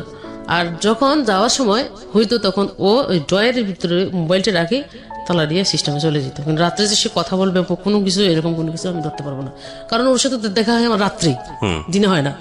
রাত্রে যখন, তখন আমি গোয়েন্দার মতো লাগছি পিছনে, ওই কাজ ওখানে শেষ করি, আমি আবার নিচে নামার পর আমি ওখানে ভিতরে এক মহিলারে লাগাই দিছি, যার মাধ্যমে ঢুকাইছি। ওকে বলছি যে দেখেন তো ওর কাছে কোনো ফোন আছে কিনা। তখন আমাকে বলতেছি যে ফোন করে TNT তে, ওনারা একটা অ্যানালাইসিস বাইর করে ফেলার পর আমাকে যখন কথাটা বলার পর আমি তখন কিছু দেখেন ওখানে কোনো ফোন আছে কিনা। তখন ফোন ড্রয়ারের মধ্যে লাঞ্চে যাওয়ার সময় ওরা সরাই ফেলে ফোনটা আমার দিছে যখন, তখন ওই ফোনের মধ্যে ফোন করছে যে আমরা যে দুইজনে কথা বলি, আমি যে কথা বলি, ও যে কথা বলি, এটা ও বুঝতে পারতেছে না এটা আমি নাকি ও। আমি ওর হয়ে কথা বলতেছি, ও সেজে যখন কথা বলতেছি তখন কথাগুলো সব আমি পেয়ে গেলাম। পেয়ে যাওয়ার পর আমি আমার মার সাথে যোগাযোগ করলাম। পেয়ে গেলাম মানে কি, আপনি কি পেলেন যে আসলে কি পেলাম, যে ওর সাথে যে একটা সম্পর্ক আছে এটা আমি পাই গেলাম, মানে কথার টোন শুনে আপনি পেয়েছেন? হ্যাঁ, পেয়ে গেছি। বা আপনাকে নিয়ে ওই সময় কোনো কথাবার্তা হচ্ছিল কিনা? হ্যাঁ, আমাকে নিয়ে কথা হচ্ছিল। ওকে, আপনি ইন ডিটেল এখানে বলতে চাচ্ছেন, আমি বুঝতে পারছি। হ্যাঁ, তারপর কি হলো? ইন ডিটেল আমি বলি, আমাকে যখন ফোনটা আমি রিসিভ করলাম, হ্যালো, মানে ওর মতো করে ও যেভাবে কথা বলে, কয় তুমি কেমন আছো? আমি ভালো আছি। ওকে আমি ফোন দিই না যে ও কি তোমার সাথে কিছু শেয়ার করে? আমি বলতেছি না, আমার সাথে শেয়ার করে না, তবে ও একটু মন টন খারাপ আর কি, আপনি ফোন টোন করেন না, এভাবে কথা বলতেছি। তখন আমি বলতেছি যে আচ্ছা আসলে আপনি কি করতে চাচ্ছেন, কিভাবে কি করতে চাচ্ছেন? ঠিক আছে, যখন আমি জিজ্ঞেস করছি তখন বলতেছে যে আসলে দেখো আমরা তো বিয়েটা করে ফেলছি, আমাদের এটা কিন্তু কোর্ট ম্যারেজ, ও কিছু করতে পারবে না, আমি যেটা বলবো সেভাবে মেনে নিতে পারবে, ও যাবে কোথায়? কি বলেন? এভাবে বলতেছে। আমি এই কথা শোনার সাথে আমি আর ওর সাথে কি কথা বলবো, আমার নিজের হৃদয় সব বের হয়ে গেছে। আমি ওখানে মাথা ঘুরে পড়ে গেছি, ওই অবস্থায় মাথা ঘুরে পড়ে গেছি। আমি ওই দিনে আমি রাত্রে আর কোনো কিছু কইতে পারি না, পরের দিন সকালবেলা আমি বিছানা থেকে উঠতে পারি না। এখন আমার নিজেরই প্যারালাইসিস, এক সাইডে আমার অবশ হয়ে গেছে। ওকে, অবশ হয়ে যাওয়ার পর আমি যখন বিছানা থেকে উঠতে পারতেছি না, পুরো টেনশন করতেছি, আমার মুখ বাঁকা হয়ে গেছে, কথা বলতে পারতেছি না, জিবা উলট পালট করতেছে। অফিসের মধ্যে ফোন দিয়ে জানিয়ে দিছি আমি অসুস্থ, আসতে পারতেছি না। ও আমার কথা বলবে কি, ওরা আমার নামে বদনাম গাইছে যে আমি ঢং করতেছি, অ্যাক্টিং করছি, এরকম ধরনের কিছু বলছে। বলার পর তখন ও আমার কাছে ফোন করে বলতেছে যে সব ঢং সারি দিয়ে ভালো মানুষের মতো চলাফেরা করো। কালকে যে ফোনটা তুমি রিসিভ করছো এটা আমি বুঝতে পারছি। ও নিজের থেকে স্বীকার করলো। ওকে, হ্যাঁ স্বীকার করলো। করার পর আমাকে বলতেছে যে তুমি যদি ওর সাথে আমার সাথে সংসার যদি স্বাভাবিকভাবে মেনে নাও তোমার জন্য ভালো, যদি স্বাভাবিকভাবে মেনে না নাও তোমার জন্য খারাপ। কারণ বাধ্যগত আমার মেনে নিতে হবে ওর কথা অনুযায়ী। আপনি মাকে ফোন করলেন মাঝখানে? মাকে ফোন করলাম, মাকে আসতে বললাম। মা বলতেছে যে আমি তো এখন এই সময় যাইতে পারবো না। আসতে বললাম, এখন মা কি করছে, এক সপ্তাহ পরে আসছে। আসার পর আমার মা করলো যে তুমি আমাকে ট্রিটমেন্টের জন্য আরেক জায়গায় পাঠাইলো, যে আমি এখন বাসায় আছি, ওর সাথে আমি আসি, ওর চাকরি বাকরি কিছু করা লাগবে না, তুমি ট্রিটমেন্ট হয়ে সুস্থ হও, তুমি সুস্থ হলে আমি ওকে নিয়ে বাড়ি চলে যাবো। সবকিছু ঠিকঠাক করে ও কি করছে, আচ্ছা ঠিক আছে কোনো কিছু হবে না, আর কোনো কিছু চিন্তা ভাবনা করার দরকার নেই, যা হয়ে গেছে এখানে শেষ বইলে ঢাকা চলে আসছে। আর যা হয়েছে এবার শেষ, আর কোনো কিছু করবো না, আমি চাকরি বাকরি করে প্রতিষ্ঠিত হবো, আলাদা বিয়ে শাদী করবো। এভাবে কথা বলার পর সবকিছু ওখানে শেষ করে আমার মা কি করছে, আবার বাড়িতে চলে গেছে। চলে যাওয়ার পর আপনার এইরকম একটা জিনিস জানার পরে আপনি জিজ্ঞেস করা হয়নি আপনার যে ঘটনাটা হলো কিভাবে শুরু হলো, কেমনে হলো? এটা তো একদিনের বিষয় না, কোর্ট ম্যারেজ করার যে বিষয়টা। না, আমি চাচ্ছি যে ও নিজে থেকে আসলে কি বলতে চায় হ্যাঁ এটা জানার জন্য আমি মাকে দিয়ে বলাইছি। সরাসরি আপনি কখনো সন্দেহ করেননি, শুধুমাত্র আপনার ছেলে এসে একটা টেক্সটের কথা বললো, এসএমএস এর কথা বললো, ইন দ্য মিন টাইম কয়েকদিনের মধ্যে আপনি জানতে পারলেন যে আপনার ইতিহাসটা বের করার ইচ্ছা হলো না, যে কিভাবে হলো এই বিষয়টা, কোন কারণে হলো আপনি জিজ্ঞেস করেন? আরো পরে জানতেছি, আরো পরে। আচ্ছা ঠিক আছে, হ্যাঁ বলেন। তারপর মা চলে যাওয়ার পর এখন আস্তে আস্তে তো ওকে আমি একা পাইছি ঘরের ভিতর। এখন এক প্রশ্ন যদি আমি বারবার করি তখন ও আমাকে বলতেছে আমি সুসাইড করবো। শহরের ভিতরে ঘরের মধ্যে যদি সুসাইড করে তখন ও আমাকে বিপদে ফেলবে, এবং উল্টে এর সাথে যদি রিলেশন হয়ে গেছে এও আবার উল্টা বিপদে ফেলবে, আমার মাও আমাকে উল্টা বিপদে ফেলবে, তিনজনের কাছে আমি ফেসে যাবো। ইন্টারেস্টিং বিষয় হচ্ছে যে ভদ্রমহিলার ব্রেইন অনেক ঠান্ডা, কুল ব্রেন, অনেক কিছু চিন্তা করে। কিন্তু সাধারণত এরকম ঘটনা ঘটলে কোনো মেয়ের পক্ষে এইরকম চিন্তা ভাবনা করা ওই মোমেন্টে সম্ভব না, সাধারণত হয় না, সিন ক্রিয়েট করবে, খুব স্বাভাবিক। কিন্তু উনি খুব ঠান্ডা মাথায় চিন্তা করেছে এই জিনিসগুলো। এইটা আজকে আপনারা শেষ পর্যন্ত শোনেন, শেখার অনেক কিছু আছে। হ্যাঁ বলেন। তারপর এরকম যখন বলছে তখন আমি ওকে কোনো কিছু জিজ্ঞেস করে বাদ দিলাম। বাদ দেওয়ার পর আমি দেখতেছি যে কোন দিকে গড়ে করা অবস্থায় এখন শারীরিকভাবে যখন ফিটটা এর মাঝখান দিয়ে আরেকবার গেছে, আমার মা চলে যাওয়ার পর মানে ও আমার সাথে এমন ভালোবাসার সম্পর্ক তৈরি করছে যেটা দেখলে মনে হবে না যে ও দ্বিতীয়বার আরো কোনো কিছু করবে। এরকম করার পর আবার চলে আসছে ঢাকা চলে আসার পর কিন্তু মোবাইল যে নাই, কথা বলতে পারে না, চাকরি অফ, এরকম কোনো কিছু নাই। না করার পর সামনের যে ফিক্সি লোডের দোকান আছে, দোকানের মোবাইল থেকে কথা বলতো। তখন আমার ছেলেদের পরীক্ষা হবে ডিসেম্বরে, কারণ আমি এটা নিয়ে একটু টেনশনে আছি, আবার নিজে নিয়ে টেনশন, নিজের অসুস্থতা নিয়ে টেনশন করতে তখন আমি কি করলাম, এই সব দিক দিয়ে এদিকে গুছাই ফেলছে, প্ল্যান করে ফেলছে কখন কোথায় কি করে ফেলছে। তখন ওই দিন 14 তারিখ চলে, 16 ডিসেম্বরের 14 তারিখ বন্ধের দিন। 15 তারিখ আমি বেতন পাইছি, 7 তারিখে বেতন পাইয়ে রুম ভাড়াটা দিই নাই বলতে এই বাড়িওয়ালারে বলে রাখছি যে এই মাসে আমার টাকাটা লাগবে, ছেলেদের পরীক্ষা, আমি আগামী মাসে 2 মাসের ভাড়া একসাথে দিয়ে দেবো। তো বলছে ঠিক আছে সমস্যা নেই, কিন্তু ভাড়ার জন্য কখনো আমাকে করতো না। তখন আমি টাকাটা রাখছি আর বাজারের টাকাটা রাখছি। টাকার পর এর মাঝখান দিয়ে ওর ভিতরে যে আমাদের ভিতরে আবার একটা সমিতি ছিল অফিসের ভিতরে, তো সমিতির কিছু টাকা আমার কাছে থাকতো, 50,000, 60,000, 70,000 টাকা এরকম। ওই সমিতির টাকাটাও আমার কাছে আছে, ওর একটা সমিতি আছে, ওই সমিতির টাকা ওর কাছে আছে, ওই সমিতির ওর কাছে 20,000 টাকা, আমার কাছে 50,000, আমার বেতনের টাকা প্রায় 1,20,000 টাকার মতো টাকা আছে। আর আগে থেকে ওর কাছে আমি শেয়ার করতাম, আমি বেতন পেলে বেতন আনি ওরা দিয়ে দিতাম যে তুই এটার জন্য রাখ, এটা কর, এটা হিসাবটা সবকিছু ওরা আমি বুঝিয়ে দিতাম। তো ওরা দিয়েই করাইতাম। আমরা সংসারের ভিতরে কোনো ভেজাল নাই না থাকার কারণে ওই সুযোগ সুবিধা নিয়ে ও কি করছে, আস্তে আস্তে টাকাগুলো সরে একটা ব্যালেন্স করছে। ব্যালেন্স করার পর এই টাকাগুলো এর কাছে পাঠাই দিছে, এবং যেদিন সে চলে আসবে সেদিন আমাকে বলতেছে যে আমার কলেজের একটা ফাঁকি দিয়ে তো কলেজে ভর্তি করেছি, যে কলেজের পরীক্ষা আসছে, আমি একটা নোট কিনতে যাবো। তা আমি বলতেছি যে আমিও যাবো। বলছে তোমার যাইতে হবে না, আমি যাবো আর আসবো কথা কইয়া ও যে বের হয়েছে, যে আমার টাকাগুলো সবগুলো নিয়ে বের হয়েছে। বের হওয়ার পর রাত্রে 7টা, 8টা, 9টা বাজে, কি এখনো নাই, মোবাইল বন্ধ, এটাও বন্ধ, এর কাছে তো নাই, কোনো যোগাযোগ পাই না পাওয়ার কারণে পরে আমি কি করলাম, 9টা বাজে ঘর থেকে বের হয়ে গেলাম, দুইজনের খাওয়ায় ঘুমাই দিছি। ঘুমাই দেওয়া যাওয়ার বের হয়েছি। বের হয়ে যাওয়ার পর আমি একটা আমার মামা শ্বশুরের বাসা আছে, ওরা মনে হয় আমাকে উপর থেকে নিচে দেখছে, দেখার পর ওরা সরে গেছে। সরে যাওয়ার পর যখন আমি ওর মামার বাসায় ঢুকছি, ওদেরকে পাই নাই। মামিরে জিজ্ঞেস করলাম, মামি এই ঘটনা, ওকে আমি পাচ্ছি না, এর আগে কিন্তু এই ঘটনাগুলো ঘটছে। তখন বলতেছে না, ওরা আসে নাই, এ কথা আমাকে বললো। আসে নাই বলতে তখন আমি কি করছি, নিচে নামছি। নামার পর ফুটপাতের এক জায়গার মধ্যে একটা থুম্বা আছে, এই থুম্বার ভিতরে আমি বসে রয়েছি, ঠাপটি মারি বসে রয়েছি। যে আসলে আমি তো ওই 5 তলায় উঠলাম, দেখলাম না। এই পাশে ওই পাশে ফ্ল্যাটে জিজ্ঞেস করলাম, কেউ কিছু বলতেও পারে না। তখন আমি এখানে থাকবো, দেখি আসলে এখানে আসে কি না। আমি এখানে 2 ঘন্টা বসে রয়েছি। 2 ঘন্টা পর কোত্থেকে রিক্সা থেকে আমি ওখানে নামছি। নামার পর যখন আমি ওদেরকে দেখছি, ওদের পিছনে পিছনে উঠছি। ওঠার পর ওইখানে কয়েকটা লোকের জড়ো করছি। করার পর আমি বলছি যে দেখেন, এই ঘটনা, এটা কিন্তু এই সমস্যা হয়েছে, ওর মামা কিন্তু এই কাজগুলো করছে। লাস্ট পর্যন্ত এখানে ঘরের ভিতর ঢুকি ওর মামার সাথে কথা বলার পর লোকজন কথা বলতে বলতে এদিক দিয়ে ওরা দুইজন কি করছে, নিচে নামছে।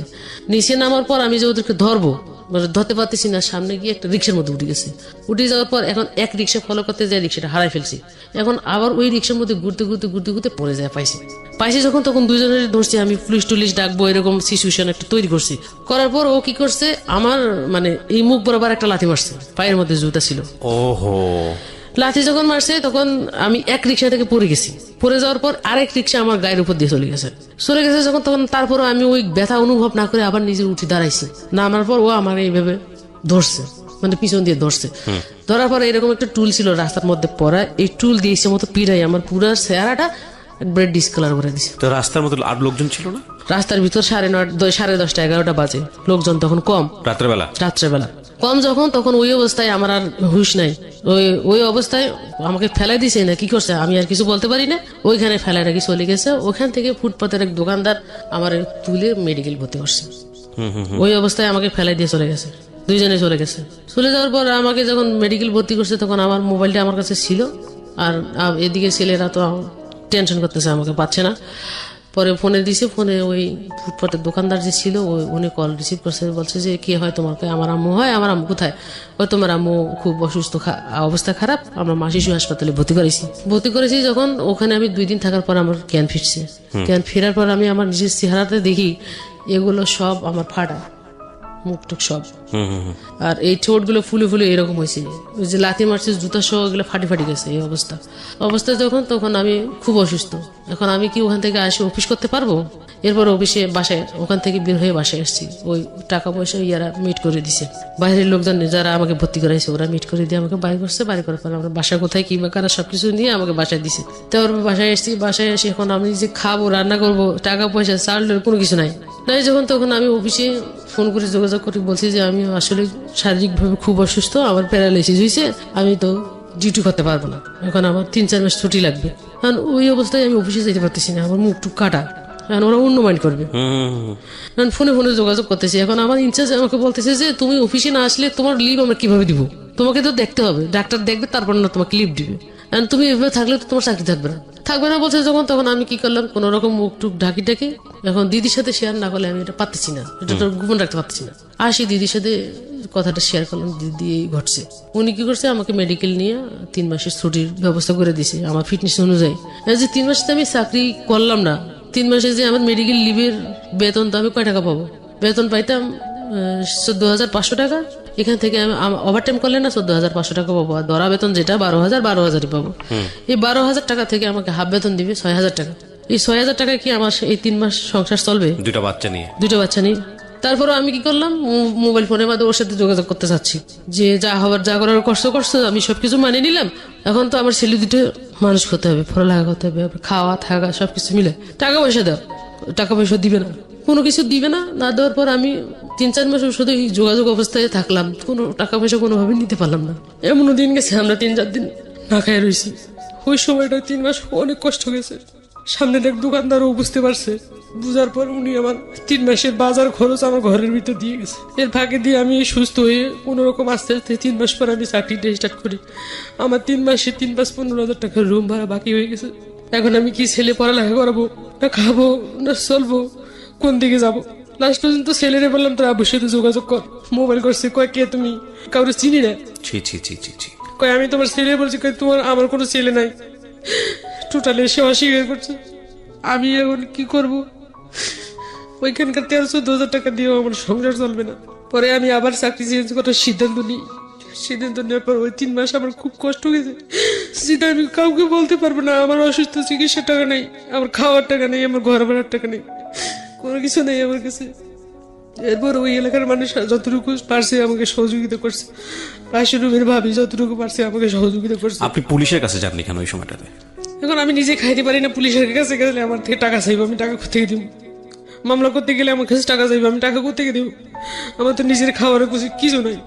অফিসে আসি আমার ম্যানেজারকে বলছি, আমি তো এখানে 5 বছর হয়েছি চাকরি করছি, আমার টাকা পয়সার সমস্যা আছে, আমি রিজেন দিয়ে আমার যে ফান্ডের টাকাগুলো আছে ওগুলো আমার দিয়ে দেন, দরকার হলে আপনি আমাকে রিজাইন করেন। উনি বলতেছে এরকম সিস্টেম নেই, আমরা এটা করতে পারবো না। সিস্টেম আছে কিন্তু ওনারা করতেছে না, মানে আমাকে ছাড়তে চাচ্ছে না, আমার কাজের জন্য আমাকে ছাড়তে চাচ্ছে না, কিন্তু আমাকে টাকাটা দিবে না। পরে ওই আমার ইনচার্জ বললো যে আমরা তোমাকে সবাই মিলে একটা সহযোগিতা করি, আপাতত তুমি এটা দিয়ে চলো। ওরা সবাই কি করছে, সবাই ভিতরে টাকা কালেকশন করছে। টাকা কালেকশন করে ওরা আমাকে 10,000 টাকা দিয়েছে। 10,000 টাকা দেওয়ার পর এদিকে জমিদার বাড়িওয়ালা বুঝতে পারতেছে যে আমার তো আর কিছু নাই, আমি অথবা রুম ভাড়া না দিয়ে যদি পালাই যাই তখন আমার কই পাইব। বাসা ভাড়ার জন্য প্রেশার দেওয়া শুরু করে দিয়েছে। এরা এদিক সেদিক অনেকজন অনেক কিছু বলতেছে। তখন আমি বলছি যে আমার একটু সময় দেন, আমি আপনার টাকাটা ব্যবস্থা করে দেবো। পরে ওখান থেকে 10,000 টাকা দিচ্ছি। 10,000 টাকা আমি রুম ভাড়ার টাকাটা দিয়ে দিচ্ছি, আরো 5,000 টাকা পাও না, আবার রানিং ভাড়ার টাকা তখন আমি এদিকে হাল ছাড়ি দিনের চেষ্টা করতেছি যে একটা সমাধান করে কিনা বা একটা করে কিনা। না করার পর তখন আমি আবারও ওদের বাড়িতে যোগাযোগ করলাম। সবকিছু আমরা এত ভাঙি বললে চলবে না, আমাকে এখন সত্য দাঁড়াইতে নিজে করতে হবে। এখন ওর আশা বাদ, ওর দিকে বাদ দিয়ে অফিসে যাওয়া শুরু করি। পরের মাসে বেতন পেলাম, মানে 8,500 টাকা অ্যাবসেন্ট করার পর। এই টাকা দিয়ে রুম ভাড়ার টাকাটা দিয়ে দিছি। এদিকে স্কুলের বেতন, প্রাইভেটের বেতন সবকিছু মিলে দেওয়ার পর আমার খাওয়ার টাকা নাই। বললাম যে আপনি আমাকে দোকানে 2 মাস বাকি খরচ চালান, আমি অন্য একটা চাকরির ব্যবস্থা করতেছি, যদি বাড়তি বেতন পাই টাকাটা আপনার একবারে দিয়ে দিব, সমস্যা তো আমার একসাথে থাকবে না। এখন সমাপনী পরীক্ষা দিয়েছি, পরীক্ষা দেওয়ার পর রেজাল্ট বাইরে হয়েছে, A ক্লাস পাইছে। এখন পরবর্তী টাইমে ছেলেটি 6 ভর্তি করাবো, আমার তো টাকা লাগবে, 6 দিব কোথায়? আমি এখন ওই সময়ের মধ্যে ছেলের মাথায় একটা টেনশন ঢুকে গেছে। তখনও আমি বললাম যে আব্বু আমি আসি তোমাদের পাশে, আমি তো তোমাদেরকে সারি কোথাও কোনো কিছু করবো না। এখন বাবা, ওরা মনে করে বাবা তো বিয়ে করছে, মাও যদি অন্যদিকে কারোর সাথে চলে যায় আমাদের অবস্থান কোথায় যাবে, কি হবে? তখন ওকে বুঝাই সুঝে বললাম যে তুমি পড়ালেখা করো, আমি তোমার সাপোর্ট দিব, আমি তোমাকে টাকা দিতে পারবো কিন্তু সময় দিতে পারবো না। এখন তোমরা তোমাদের মতো করে তৈরি হও। বলার পর এই ছেলে কি করলো, আমাদের গার্মেন্টসের ভিতরে চাকরি করি, ওখান থেকে আমার একটা কমিশন আছে। যখন ওখানে সবার বেতন আসে, ভর্তির বেতন 10,000 টাকা, আমার থেকে নিবি 7,000 টাকা, 3,000 টাকা আমি ওখান থেকে ছাড় পাবো। আর মাসিক বেতন আছে 850 টাকা, ওখান থেকে আমি 375 টাকা বেতন দেবো মাসিক, ওখান থেকে ছাড় পাবো। তো এটার জন্য করতে হবে আমার ওখানকার অফিসের একটা প্রত্যয়নপত্র আছে, ওইটা এই সাইড থেকে সিল করে লিখিত দিয়ে ওই অফিসের কাগজটা ওই স্কুলে জমা দিতে হয়, তাহলে ওই টাকাগুলো থেকে আমি ছাড় পাই। তা আমার একটা সুবিধা যেহেতু আছে, সেহেতু একটা ব্যবস্থা হবেই। যখন তখন ছেলেরা বললাম, ছেলের ওখানে রিটার্ন পরীক্ষা দিতে হবে, রিটার্ন পরীক্ষা টিকলে নিবে না টিকলে নিবে না। তো রিটার্ন পরীক্ষাতে কোনো রকম কষ্ট করে ওরা শো করাইলাম, শো করানোর পর রিটার্ন পরীক্ষা টিকলো না টিকার কারণে আমি কইছি যে স্কুল ভালো, পড়ালেখা ভালো। কারণ আমি কইছি যে নাম করা একটা স্কুল থেকে যেন আমার ছেলেপেলে পড়ালেখা করে বাইরে হইতে পারে, এরকম সাহস একটা নিয়েছি, পদক্ষেপ নিয়েছি। এখন এর পরিবর্তে যদি আমার খারাপ কাজও করতে হয় আমি করবো, এরকম একটা সাহস নিয়েছি। নেওয়ার পর আমি কি করলাম, ওখানে এই জিএমের সাথে যোগাযোগ করার পর বলতেছে যে আসলে সময়টা, মানে 2 দিন আগে যদি আসতেন তাহলে আমি এটা করে দিতে পারতাম, আপনি আপাতত 1 বছরটা লস করেন, পরের বছরে আপনি দেন। আমি কোনো লস করতে পারবো না, বয়স তো কমবে না, বাড়বে। তখন আমি কি করলাম, পাশের একটা বেগমজান স্কুল আছে, ওই স্কুলের মধ্যে আমি 6-এ ভর্তি করাইলাম। ভর্তি করানোর পর ওই বছরটা ওখানে চললো, মানে খুব টানাটানি কষ্টের ভিতরে আমার বছরটা চলছে, খুব কষ্টের ভিতরে চলছে। খাই না খাই আমি ওই সময় যে ওদের একটা বাড়তি সময় খাওয়ার দেওয়ার সময় শারীরিক ফিটনেস ঠিক রাখার জন্য একটা খাবার দাবারের ব্যবস্থা ওই রকম কিছু নাই। ওই ফিটনেসটা আমি এখনো আর আনতে পারতেছি না, যদিও হাজারে খাওয়াই। দিন ওরাও শুকিয়ে যায়, আমিও শুকিয়ে যাই, এই অবস্থা। লাস্ট পর্যন্ত এই টাকায় সংসার চলে না। তখন আমি আমার ম্যানেজারের কাছে বললাম, স্যার আমার তো সমস্যা, আমি চাকরিটা করতে পারবো না, দরকার হয় আপনি আমাকে প্রমোশন দেন, না হলে আমার এই ফান্ডের টাকাটা দেন। তখন ওই একটা লাইন চেঞ্জ করে একটা লাইনে গেছি, ওখানে একটা মেয়ে ছিল, ও কি করছে, ওই টাকার বেতন পোষায় না বিধে ওর এরকম সমস্যা একটা ছিল, হাজবেন্ড দ্বিতীয় বিয়ে করছে। ও কি করছে, এই ফ্যাক্টরি চেঞ্জ করে আরেকটা জায়গায় গেছে। ওইখানে গিয়ে ওর কথা মনে পড়ে আমি ওর কাছে একটা কল করছি। কল দেওয়ার পর আমি বলছি যে আমার এরকম চাকরি লাগবে, তুমি তো জানো সমস্যা, আমি এইটাকে গুলাইতে পারি না। কয় আচ্ছা তুমি সন্ধ্যার দিকে আমার সাথে দেখা করো, দেখা করলে আমি ডিটেলস তোমাকে বলবো। তো ওই জায়গায় স্যারের সাথে আমার জন্য কথা বলছে। তো উনি পরের দিন সকালবেলা আমাকে দেখা করতে বলছে। পরে এই যে ঘাটতিটা পূরণ করতে করতে আমার এদিকে 50,000 টাকা আমি ঋণের মধ্যে এখনো আসি। এখন এই ঋণটা কিভাবে পরিশোধ করবো? পরে ওখান থেকে ওর সাথে যোগাযোগ করে সন্ধ্যার দিকে ওর সাথে দেখা করলাম। দেখা করার পর কথা বলার পর বলছে যে তুমি কালকে সকালবেলা অমুক ফ্যাক্টরির গেটের সামনে আসো। আমাকে লোকেশন দিয়ে দিল। লোকেশন দেওয়ার পর ইন্টারভিউর সময় যেগুলো লাগে, যেভাবে যেতে হয় ওভাবে গেলাম, সবকিছু ফেলে রাখি। যাওয়ার পরে আমাকে ভিতরে নিল। ভিতরে নেওয়ার পর যে সমস্ত ইন্টারভিউ নেওয়ার কথা সব প্রশ্ন ওগুলো সব ইংরেজিতে থাকে, আমার লেভেল অনুযায়ী যে দরকার। উনি আমাকে প্রশ্নগুলো করলো, প্রশ্ন আমি উত্তর দিলাম। দেওয়ার পর আমাকে মৌখিকভাবে কিছু জিজ্ঞেস করার পর বলছে তোমার বেতন দিবা 16,000 টাকা, প্লাস তুমি এখান থেকে ওভারটাইম পাবো। যেখানে আমি এখানে সবকিছু মিলে পাইছি 14-15,000 টাকা, তাহলে ওখানে যদি আমাকে 16,000 টাকা দেয় আবার ওভারটাইম দিবে, তাহলে আমার 1 ঘন্টার দাম পড়তেছে 120 টাকা। তাহলে এখানে আমি 4 ঘন্টা ওভারটাইম পেলে আমি 20-এর পার হয়ে যাবো। তাহলে আমার এই টাকাটাই সংসারটা ভালো চলবে। চিন্তা ভাবনা করে আমি স্যার আমার যদি 2,000 টাকা বাড়ায় দিতে পারেন আমার জন্য খুব ভালো হয়। তো রিকোয়েস্ট করলাম, বলছে যে না আমি আর এর থেকে বাইরে যেতে পারবো না, তোমার এটা ধরাই দিছি, তোমার ভালো লাগলে কালকে আসবা, আর যদি না ভালো লাগে তাহলে আসবা না। এই কথা বলে উনি আমাকে পাঠিয়ে দিল। পাঠিয়ে দেওয়ার পর বাসায় এসে চিন্তা করতেছি যে নতুন জায়গায় একটা সেটেল হওয়া কিন্তু অনেক টাফ। এখন এখানে আমাকে যতজন চিনে ওখানে কিন্তু ততজন আমাকে চিনে না। নতুন করে ওদের সাথে ওদের ভিতরে ঢুকতে গেলে আমার অনেক কষ্ট হবে। পরে আমি কি করলাম, চিন্তা করে যত কষ্ট হোক আমার টাকাটার দরকার। এখানে আসি কি করলাম, আমি এই অফিসে ডিউটি শুরু করলাম। পরের দিন থেকে আমাকে নিয়োগ টিয়োগ দিয়ে সবকিছু করলো। এখন অলরেডি আমি ওখানে চাকরি সারি নাই, তখন ডিউটি শুরু করলাম। আমি ভাবতেছি যে এখানে যদি আমি না টিকতে পারি তাহলে আমি আবার আগের জায়গায় চলে যাবো। তখন কি করলাম, মনে মনে চিন্তা করতেছি যেভাবে হোক আমাকে টিকতে হবে। যখন আমি কাজ শুরু করি আমাকে শুধু টর্চারিং করে। ওখানকার ডিরেক্টর আছে, আমাকে উল্টোপাল্টা প্রশ্ন করে, যেটা আমি জানি না সেটা প্রশ্ন করে, কিন্তু আমি উপস্থিত বুদ্ধিটা আমার বেশি, এটা আমি বুঝি যেটা আমি কোন দিক দিয়ে কভার করতে পারবো। ওই উপস্থিত বুদ্ধি দিয়ে আমি ওটাকে ম্যানেজ করে ফেলতাম। তখন ওদের ওই সমস্ত ফ্যাক্টরির ভিতরে নিজস্ব বাইরের কোনো অর্ডার নাই। আমি যে সেক্টরটা আছি সমস্ত মূলত আমি জ্যাকেটের জন্য অনেক ফিট এবং জ্যাকেটের জন্য ভালো কাজ করি, তো জ্যাকেট তৈরি করি। তো জ্যাকেট এটা অন্য একটা কোম্পানি থেকে সাবকন্ট্রাক্ট হিসেবে কাজ করে। তো তখন ওই কাজ করতে করতে আমি ওদের সাথে মিশা শুরু করে দিলাম। আমি বলতেছি যে একজন আছে, একজন তো পাইছি আমার সাথে ছিল আগের ফ্যাক্টরিতে, আরো 2-3 জন আনলে মনে হয় আমি টিকতে পারবো। আস্তে আস্তে কি করলাম, সুপারভাইজার লেভেল যেগুলো সুইং এর জন্য কাজ করে, যারা সেলাই করে তাদেরকে নেওয়া শুরু করি। ওখানে আমি লাইন সেটিং করা শুরু করলাম। সেটিং করতে করতে আমি 5টা লাইন সেটিং করছি। সেটিং করার পর ওখানকার ম্যানেজার, ডাইরেক্টর, জিএম চিনে আছে, ওনারা আমার কাজে খুব খুশি হয়ে গেছে। খুশি হয়ে যাওয়ার পর এখন আমি ওখানে চাকরি করা অবস্থায় চাকরি করতে করতে এখন আমি নিজের মতো করেই চালাইতে নিতে পারতেছি। কিন্তু আসলে ওই মূলত ওইখানে ফ্লোর হয়েছে একটাতে ওটাই চলে, আর বাকি সমস্ত ফ্লোর যেগুলো আছে একটা বিল্ডিং এর ভিতরে, ওখানে স্কুল ব্যাগ, তারপর যে আর্মিদের তাবু, পোশাক যে কতগুলো বানায় এগুলো, এই সমস্ত জিনিসগুলো, স্লিপিং ব্যাগ যেগুলো শীতের দেশে ওই যে ভিতরে ঘুমায়, এগুলো তৈরি হয়। তা আমি বলতেছি যে আমি একটা কাজে পড়ে থাকবো না, আমার সব কাজ শেখার দরকার আছে। সব কাজ শিখলে আমি কোনো জায়গায় আটকায় থাকতে পারবো না। তো ওদের সাথে আমি কাজের পাশাপাশি এই কাজগুলো শিখে ফেলার পর যখন আমি ওখানে বেতনটা মোটামুটি ভালো পাইলাম, প্রথম মাসে বেতন পাইছি 22,000 টাকা। 22,000 টাকার বেতন দিয়ে আমি ওই ঋণগুলোর মধ্যে আস্তে আস্তে দেওয়া শুরু করলাম। তা আস্তে আস্তে দেওয়া শুরু করতে করতে ঋণগুলো দিতে আমার 1 বছর গেছে। 1 বছরে মোটামুটি ক্লিয়ার হয়ে গেছি। এখন আমি যে পরবর্তীতে আবার ভর্তি করাবো 2টা ছেলে, একটা 6-এ একটা 7-এ। এখন ভর্তি করাইলে আমার 2 জনের ভর্তির বিল আসে 20,000 টাকা, ভর্তির যে খরচটা। এখন আমি প্রত্যয়নপত্র জমা দিলে আমার 3,000 টাকা করে কমে আসে, 7,000 করে 14,000 টাকা লাগে। তো প্রতি জানুয়ারিতে আমার এরকম টাকাটা লাগে। এরকম সাপোর্টটা আমাকে কে দিবে? এখন আমি এর ফাঁকে দিয়ে চাকরি করা অবস্থায় এর সাথে যোগাযোগ করতে চেষ্টা করি, আমার বাড়ির সাথে যোগাযোগ করতে চেষ্টা যখন করি তখন ও আমাকে ধরা দেয় না, তখন আমার বাড়িও আমাকে ধরা দেয় না, আমার মা আমার ভাই ধরা দেয় না। তখন এ কি করছে, এদিক দিয়ে সাথে সংসার চালাকালীন অবস্থায় আমার মা আমার ভাইরে ও প্যাকেট করে ফেলছে, ওর পক্ষে করে ফেলার পর তখন আমি আমার মার সাথে একদিন ফোনে কথা বললাম, মা সবার জীবনে তো একটা কোনো কিছুর দরকার হয়, প্রয়োজন হয়, আসলে আমি 2টা ছেলে নিয়ে কিভাবে দিন কাটাতেছি, তোমার কি একটু প্রশ্ন জাগে না মনে যে ও ছেলে 2টা নিয়ে আসলে চলতে পারে না, খাইতে পারে, ও কয় টাকা বেতন পায় তুমি কখনো চিন্তা করছো? আমি তো জানি তুমি তো চাকরি করতেছো, খাইতেছো, আমার খবর কি না, উল্টো কথা ও বলে। তখন আমি বুঝতে পারছি যে এখানে একটা কিছু আছে। তখন ওর পরের দিন আবার কল করি, দেখি ওয়েটিং কল। ওয়েটিং কল, এর নাম্বারে কল করি 2 নাম্বারে সেম ওয়েটিং। তখন আমি কি করছি, পাশের বাড়িতে কল দিছি, ছোট একটা বাচ্চা আছে। আমি বলছি তোমার দাদি কোথায়? কয় দাদি তো বাড়িতে আছে। তো দাদি দিতেও তো ওরে পাশ থেকে বলতেছে বাড়িতে নাই।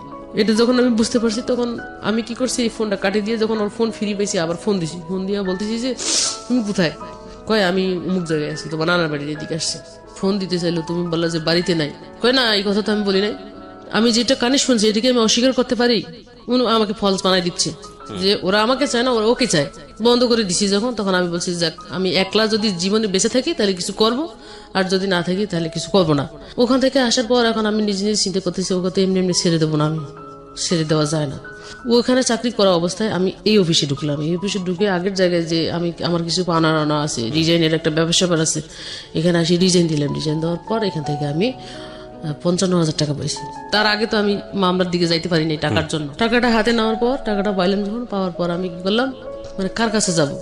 থানার ভিতরে যখন আমি গেলাম, ওখানে পুলিশের সাথে কথাগুলো শেয়ার করলাম। শেয়ার করার পর উনি বলতেছে যে আপনার এত টাকা লাগবে, মানে যে টাকার অ্যামাউন্ট দিছে ওই টাকা তো আমি জীবনেও সম্ভব না খরচ করা। তখন আমি বলতেছি যে তাহলে আমি এটা কিভাবে করব? হ্যাঁ, আপনার সাথে তো আমি শেয়ার করলাম আমার বিষয়টা, আপনি এত টাকার কথা বললেন, তাহলে আমি এটা আমার পক্ষে খরচ করা সম্ভব না। খরচও করতে পারবেন না, সমাধানও করতে পারবেন না, আমাকে বললো। তখন আমি তারপর পুলিশের সাথে একটা যোগাযোগ রাখলাম। যোগাযোগ রাখার পর আমি ওখান থেকে এক ডাক্তারের কাছে গেছি, হোমিও ডাক্তারের কাছে, মানে ছোট ছেলেটা একটু অসুস্থ হয়েছে, ওর কাছে গেছি। তো উনি আমার মানে আপসেট দেখে বলছে যে আপনার মানে কোনো সমস্যা আছে, আপনি আমাকে খুলে বলেন। যখন আমি ওনাকে খুলে বললাম, উনি আমাকে একজন উকিল দেখাই দিল, মানে ওনার ফ্রেন্ড হয় আর কি, যে উনি অনেক ভালো মানুষ, মানুষের উপকার করে। আপনি ওখানে গেলে আপনি ফোন নাম্বার দিতেছি, আপনি আগে কথা বলেন, কথা বলি আপনার সাথে যদি দেখা করতে বলে তাহলে আপনি যাইন, আশা রাখি আপনার টাকা খরচ কম পড়বে। তখন আমি ওখানে ওনার সাথে বসে থেকে কথা বললাম। কথা বলে উনি আমাকে বলতেছে যে আপনি শুক্রবারে আমার বাসায় আসেন। তো ওখান থেকে যাওয়ার পর আমি শুক্রবারে ওনার সাথে বাসায় গেলাম। বাসায় এসে দেখা করলাম, কথা বললাম। কথা বলার পর ওনার সাথে কোর্টে গেলাম। কোর্টে সব ডকুমেন্টস দেওয়ার পরে উনি মামলা রেডি করলো। রেডি করার পর ওনার কাছে আমি 3,000 টাকা দিয়েছি মাত্র। কোর্ট থেকে মামলা করছেন আপনি? হ্যাঁ, কোর্ট থেকে। আচ্ছা, অ্যাডভোকেট নিয়ে আমি কোর্ট থেকে মামলা করলাম। কত সালে করেছেন? করলাম 15 সালের শেষের দিকে। আচ্ছা, কি মামলা ছিল?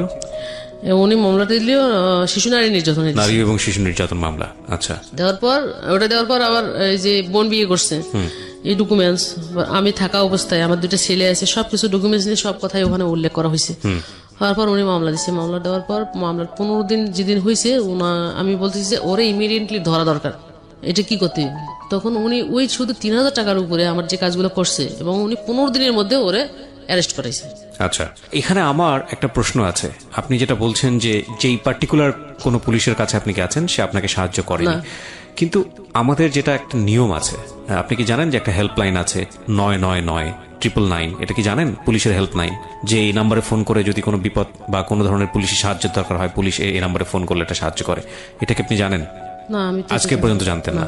আচ্ছা, এছাড়া কোনো এসআই যদি কোনোভাবেই আপনার কাছ থেকে কোনো ধরনের হ্যারাসমেন্ট করে, তাহলে তার যে বস আছে তার কাছে যাওয়া যায়। সেই বস যদি হ্যারাসমেন্ট করে, তাহলে তার যে বস আছে তার কাছে যাওয়া যায়। এই রকম করতে করতে আইজি পর্যন্ত যাওয়া যায়। এটা জানতেন? হ্যাঁ, এটা জানতাম, কিন্তু আমি জানি যে ওই অপেক্ষা করতে হয়, অপেক্ষায় বসে থাকতে থাকতে আসতেছে নাই এরকম। এখানে আমি শুধু একটা লাইনভাবে যোগ করতে চাই যে সিস্টেমের মধ্যে কোনো না কোনো প্রবলেম থাকাটা মানে হচ্ছে পুরো সিস্টেমটাই করাপ্ট, এটা না।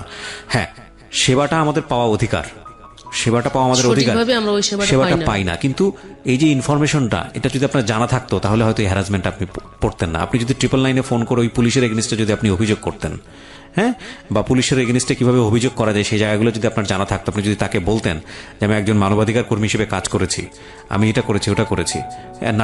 নারী এবং শিশু নির্যাতন মামলা কিন্তু শুধু থানায় গিয়ে যে করতে হবে তা কিন্তু না, কোর্টেও করা যায়। আপনি কোর্টেই করেছেন। এছাড়াও মানবাধিকার সংস্থাতে গিয়ে আপনি যদি কমপ্লেনটা লিপিবদ্ধ করতেন, তারাই আপনার হয়ে স্টেপ নিত। সুতরাং বিষয়টা এত সহজেই পুলিশ আপনাকে এভাবে এই জিনিসগুলো অফার করতে পারতো না। তো এগুলো যে না জানাটা, এটাও কিন্তু আমাদের নিজেদের একটা সমস্যা। হ্যাঁ, মানে আপনার প্রেক্ষাপট আসলো বলেই আমি কথাগুলো বললাম, কারণ এই ভিডিওটা, এই অডিওটা লাখ লাখ মানুষে শুনবে, তারা হয়তো বা এই কথাগুলো শোনার পরে উপকৃত হবে, সে কারণেই বলা। তারপরে কি হলো? অ্যারেস্ট করলো। অ্যারেস্ট হওয়ার পর ওকে ঢাকা অ্যারেস্ট করছে, তারিখ পড়ছে, মামলার তারিখের পরে ওই দিন আমার ওর সাথে দেখা হইলো, কোর্টে দেখা হইলো। কোর্টে দেখা হওয়ার পর ও মামলা বলছে যে আমি তো ওকে ডিভোর্স করি নাই, আমি ওকেও রাখবো, ভরণ পোষণ দিব, দুইজনেই আমার স্ত্রী। সোজা আঙ্গুলে ঘি ওঠে না, উঠলো। হ্যাঁ, এটা শুধু ওখানে মুখে শো বলে, কিন্তু বাস্তবে কিছু করে না। ওখানে বলার পর কি হলো? ওখানে যখন বলার পর যখন দিব বলছে এবং দুই পক্ষ নিয়ে বসার পর দিব গইয়া ওখান থেকে আমি এরপরে আবার চাকরি চালাবো, এত দূর আসা যাওয়া তো সম্ভব না। আমি চাইছি যে একটা সমঝোতা, দেখতেছি যে এই সমঝোতা যখন কোর্টের ভিতরে মুভ হয় তখন ওখানে স্বীকার করে, যখন ওখান থেকে চলে আসে তখন আর কোনো খোঁজ খবর নাই। চলে আসে মানে কি, ওকে জামিন পেলো? হ্যাঁ, পরে ওরা জামিন পেয়েছে। আচ্ছা, জামিন পাওয়ার পর পরে দুজনকেই ধরছিল। হ্যাঁ, দুজনকে ধরছিল।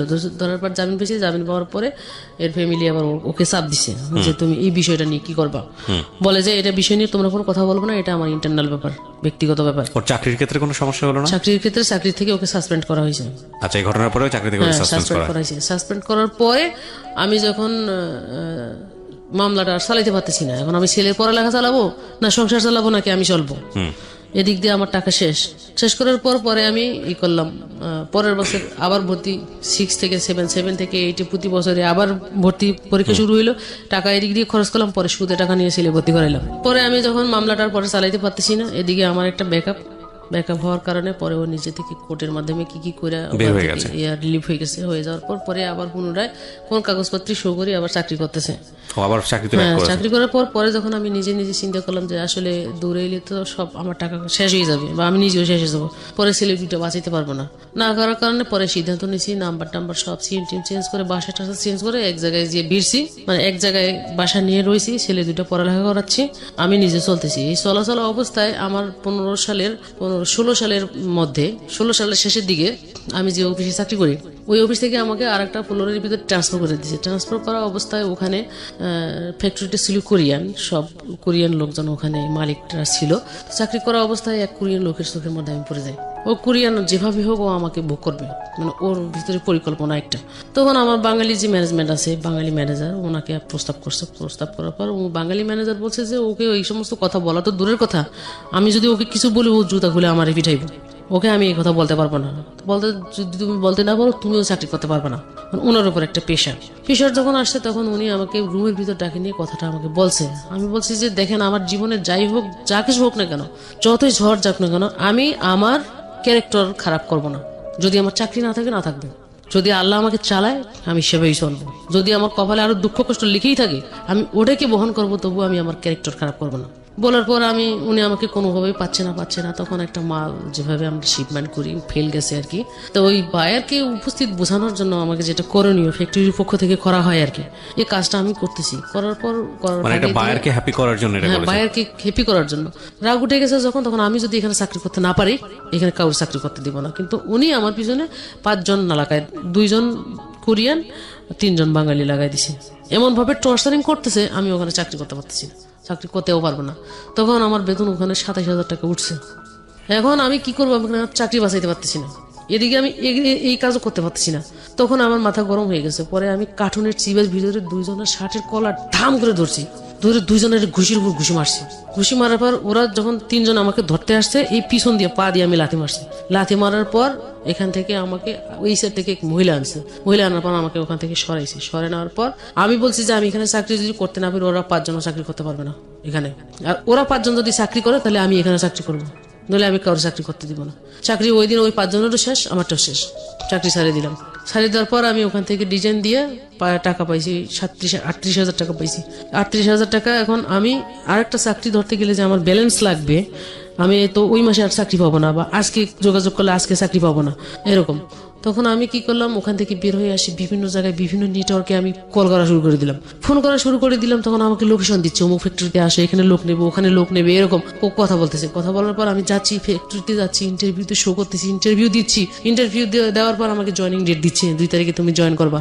কিন্তু 1 তারিখে আমার কাছে জিএমরা যারা আছে, ভালো ভালো পজিশনের লোকেরা যারা আছে, এরা আমাকে কল করতেছে, তুমি আমার বাসায় একটু আসতে পারবা। আমার সাথে ফ্যাক্টরির সাথে সম্পর্ক হচ্ছে, আমি কাজের জন্য গেছি, ইন্টারভিউ ফেস করছি, আমি ওখানে চাকরি করব। আপনি আমাকে ইন্টারভিউ নিছেন, পরীক্ষা দিতে হয়েছে, আপনি আমাকে মার্ক করছেন, যেখানে আমি সিলেক্টেড হয়েছি সেখানে আপনি কেন আমাকে রাত্রে বেলা আপনার বাসায় ডাকতেছেন? আপনার চাকরি আমার লাগবে না, আমি আপনার চাকরি করবো না। জয়েনিং ডেট দিয়েছে আমার 2 তারিখে সেখানে জয়েন করার কথা, আমি জয়েন করি নাই। না করার পরে আমি 2 মাস জবলেস থাকলাম। আবার একটা কষ্টের ভিতরে পড়ে যাচ্ছি। 2 মাস চাকরি না থাকা আমি এখন এদিকে থাকা খাওয়া সমস্যা হয়ে যাচ্ছে। হয়ে যাওয়ার পর আমি কি করলাম, এক কোরিয়ান ম্যাডামরে পাইছি। ও ম্যাডামের কাছে কল করছি, ম্যাডাম আমার জব লাগবে। কয় কামিং ওইরকম পরিবেশ পরিস্থিতি নাই, আমি একটা ভালো কাপড় পরবো, আমার পদ পজিশন অনুযায়ী যে আমার 1 মাস থাকা দরকার, স্মার্ট থাকা দরকার, ওইটা আমার কাছে নাই। এখন ওরা সবসময় ফলো করে আউটলুকিং। আমার কোয়ালিটি যদি ঠিক না থাকে তাহলে আমি কাজের কোয়ালিটি কি দেবো? তারপর কোনো রকম ম্যানেজ করে আমি গেছি। যাওয়ার পরে উনি আমাকে প্রস্তাব দিল যে তুমি আমার এখানে কন্ট্রাক্টে কাজ করবা, ডেলি হিসেবে তোমাকে টাকা দেবো। এখন আমি যে পজিশনে চাকরি করছি ওই পজিশনে আমাকে সবাই চিনে। এখন আমি যদি তোমার এখানে কন্ট্রাক্টে কাজ করি, আমি কন্ট্রাক্টে কাজ করতে পারবো না, সম্ভব না, আমি কাজটা করবো না। তখন আমাকে বলতেছে আমার টেমা বাইরের একটা 11,000 পিস মাল ফেল আছে, মালটা আমি 10 বার রিসেক্ট করছি, আমার মালটা শিপমেন্ট দিতে পারতেছি না। তুমি যদি মালটা শিপমেন্ট দিতে পারো তাহলে তোমাকে আমি 25,000 টাকা স্যালারি দিব, প্লাস তোমাকে ফুল বোনাস দিব। তখন আমি ওর কথায় রাজি হয়ে যাই যে আমি মালটা শিপমেন্ট করাই দেবো, আর তোমার যেটা দেওয়ার তুমি আমাকে দিবা। জিবি তখন আমি ওখানে জমা দিলাম। জমা দেওয়ার পর ওই দিন থেকে আমি ওখানে কাজ স্টার্টিং করলাম। স্টার্টিং করার পর আমি 4 দিনে কাজটা ওকে করে 5 দিনের দিনে ওর শিপমেন্ট আমি ওকে করাইলাম। ওকে করার পর উনি আমাকে 25,000 টাকা বেতন ধরাইলো আর দিল। মানে ওই রোজার মাসের 10 দিন আগে আমি জয়েন করছি। ওখানে ফুল বোনাস আমাকে দিয়ে দিছে। মোটামুটি একটা ভালো পজিশনে আসলাম।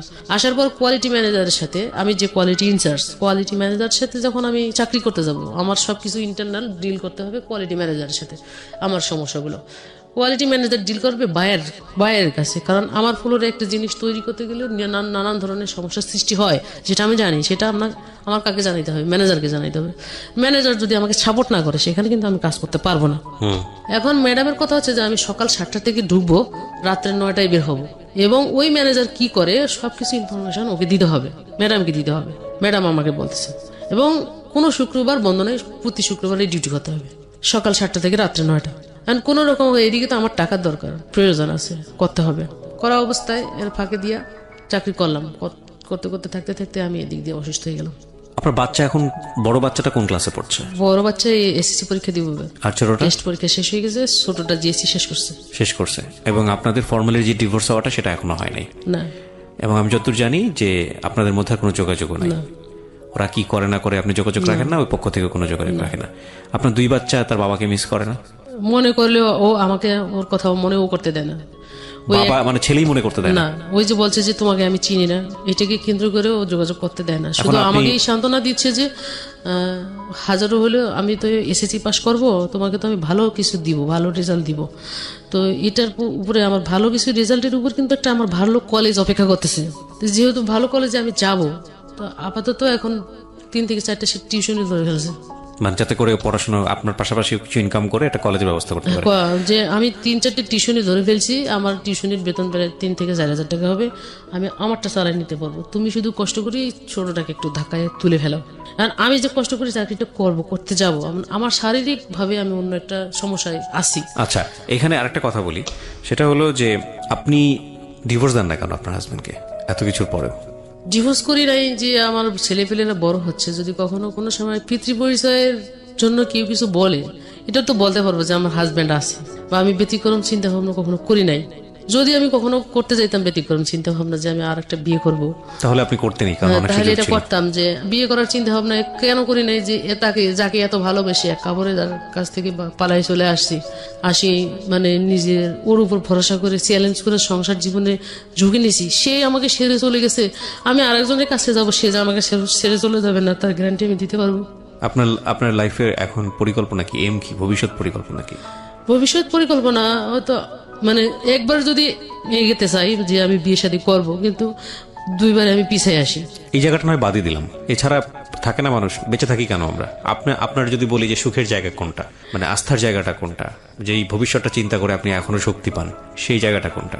ভবিষ্যৎ চিন্তা করে যে আমার শুধু ছেলে দুটোর উপর ভবিষ্যৎ চিন্তা করে, আর কিছু না, আর কোনো কিছু চিন্তা করার মতো কিছু নেই। নিজের পরিবারের, আমি এ পর্যন্ত যতজনের, আমার মা বাবা ভাই বোন স্বামী বন্ধু বান্ধব সব থেকে শুরু করে আমি কখনো কারো কোনো ক্ষতি করি নাই, বরং নিজের টাকা পয়সা শ্রম সবকিছু দিয়ে উপকার করছি। কিন্তু যখন আমি বিপদে পড়ছি, তাদের কাছে কল করছি, সবাই আমার থেকে সরে চলে গেছে। এটাই আমার থেকে জীবনে বড় দুঃখ এবং বড় কষ্ট। তো মনে হয় না যে সবচেয়ে কাছের মানুষ মা, সে থাকলো না, আপনি যদি বলেন ভাই, সেও নাই, রক্তের সম্পর্কের মানুষগুলোই তো আপনার কাছে থাকেনি, অথচ এই ফ্যামিলিকে আপনি টেনে তোলার জন্য আপনি কি কি করেন নাই, সবই করছেন। সব করছি। তাহলে আপনার সন্তানটাও যদি বড় হয়ে আপনাকে কষ্টটা দেয় তখন কি করবেন? এই যে কষ্ট ছাড়া তো এর থেকে আর বেশি কিছু নাই। এখন আমি কার উপর ডিপেন্ডেন্ট করে আর একটা জীবনের সাথে জড়াবো যে সে আমাকে ভালোবাসবে বা ভালোবাসা দিবে? আমি সত্যি বলতে আমি প্রকৃত ভালোবাসা আমি কারো থেকে পাই নাই। আমার ভিতর কাঁদে যে আমি একটা ভালো মানুষ পাবো বা কাউকে ভালোবাসবো, কেউ আমাকে আমার মতো করে ভালোবাসবে, এটার জন্য আমি খুব মিস করি। এখানে আজকের এই গল্পটা না মানে দুই দিক থেকে খুব গুরুত্বপূর্ণ। একটা হচ্ছে যে একটা মেয়ে, আমাদের সমাজের একটা নারী কতটা ফাইট করে দেখেন, কন্যা থাকা অবস্থায়, জায়া থাকা অবস্থায় এবং জননী থাকা অবস্থায়। এই ভদ্রমহিলা রাইট নাও 36 ইয়ার্স, যদি ভুল না বলে থাকি, 36 বছরই তো বলেছিলেন প্রথম দিকে। 36 বছর বয়সে তার জীবনে পাওয়া বলতে কিছুই নাই এই দুইটা সন্তান ছাড়া। এবং এই দুটো সন্তানের, আমি যে বললাম না দুটো অ্যাঙ্গেলের গল্প আজকে, সেটা হচ্ছে যে আপনি নারীদেরকে কেন বেশি করে সম্মান করবেন সেটা জানা দরকার। এই মহিলাটা কিচ্ছু চায় না, কষ্ট করে শুধু রুটি রুজি দিয়ে তার দুটো সন্তানকে মানুষ করবে, সেখানেও কত প্রতিবন্ধকতা, এবং এই জন্য এদেরকে বেশি বেশি সম্মান করা উচিত। আর আরেকটা জায়গা, যে জায়গাটা হচ্ছে হলো ইনার দুই সন্তান। এই দুই সন্তানকে আজকের এই গল্পটা, আমি জানি না আপনার সন্তানকে আপনি কখনো এগুলো বিস্তারিত বলেছেন, কখনো কাছে বসিয়ে বলা হয়েছে, সেই সুযোগটা পেয়েছেন?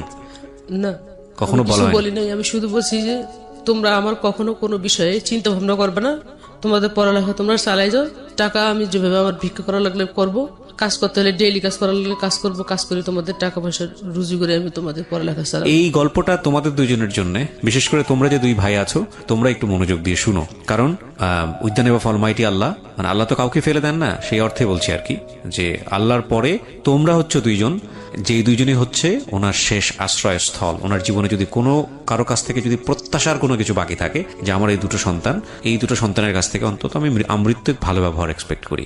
সো এই গল্পটা আমার মনে হয় সাধারণ মানুষের যতটুকু শোনা প্রয়োজন, তার চেয়ে বেশি শোনা তোমাদের দুইজনের বেশি প্রয়োজন, যাতে করে তোমরা তোমার মার প্রতি মানে যথেষ্ট সম্মানের ব্যবহারটুকু করতে পারো। আমি অন্তর থেকে ধন্যবাদ জানাই, স্যালুট জানাই যে আপনি চট্টগ্রাম থেকে কষ্ট করে আজকে এখানে এসেছেন ঢাকার স্টুডিওতে। আপনি লাখ লাখ মানুষকে নিজের গল্পটা বললেন, এবং অনেক মানুষই আপনার এই গল্প দেখে কাঁদবে, অনেক মানুষই আপনার এই গল্প দেখে শিখবে, শুনবে। তারপরেও যদি একটু বলতে চাই, আপনাকে জিজ্ঞেস করি, আপনি কেন বললেন আপনার এই গল্পটা? আমি বললাম যে আমি এই যে দুইটা ছেলেকে নিয়ে জীবনটা যাপন করতে গিয়ে যে সমস্যাগুলো আমি ফেস করছি, এখনো আমি ইন্টারনাল সমস্যা ফেস করি। যেমন আমি এই মাসের 4 তারিখে জয়েন করছি, আমি আরো অন্য সেক্টরের মধ্যে চাকরিতে জয়েন করার জন্য গেছি, চাকরি হয়েছে, আমি খারাপ প্রস্তাবের কারণে চাকরি করতে পারি না। নিজের চরিত্র ঠিক রেখে কাজ করা ভয়ানকতম কঠিন, আপনি এটাই বলতে চেয়েছেন? হ্যাঁ, আমাকে সাপোর্ট দেওয়ার মতো কেউ নাই, যে আমি চলতে যাই যে আমাকে কেউ সাপোর্ট করবে, এরকম সাপোর্ট করার মতো কেউ নাই। তো আমার মতো যেন কেউ ভুক্তভোগী না হয়, নিজের ডিসিশন যেন কখনো নিজে না নেয়, বিশেষ করে বিবাহের ক্ষেত্রে। যদি নিজের ডিসিশনে বিবাহ কেউ করে তাহলে এরকম সাপোর্ট থেকে বঞ্চিত হতে হয়। আর জীবন কিন্তু আবেগ দিয়ে চলে না, বাস্তবতা দিয়ে চলে। বাস্তবতার দিক থেকে সবকিছু চিন্তা ভাবনা করে বাস্তবতার সাথে যেন মানুষ চলাফেরা করে, এই জন্য আমি এই কথাগুলো বলছি, আমার মতো ভুক্তভোগী যেন কেউ না হয়। থ্যাংক ইউ সো মাচ, ভালো থাকুন সবাই। সবসময় বলি, একটা গল্প 1000 জন মানুষের শিক্ষা হোক।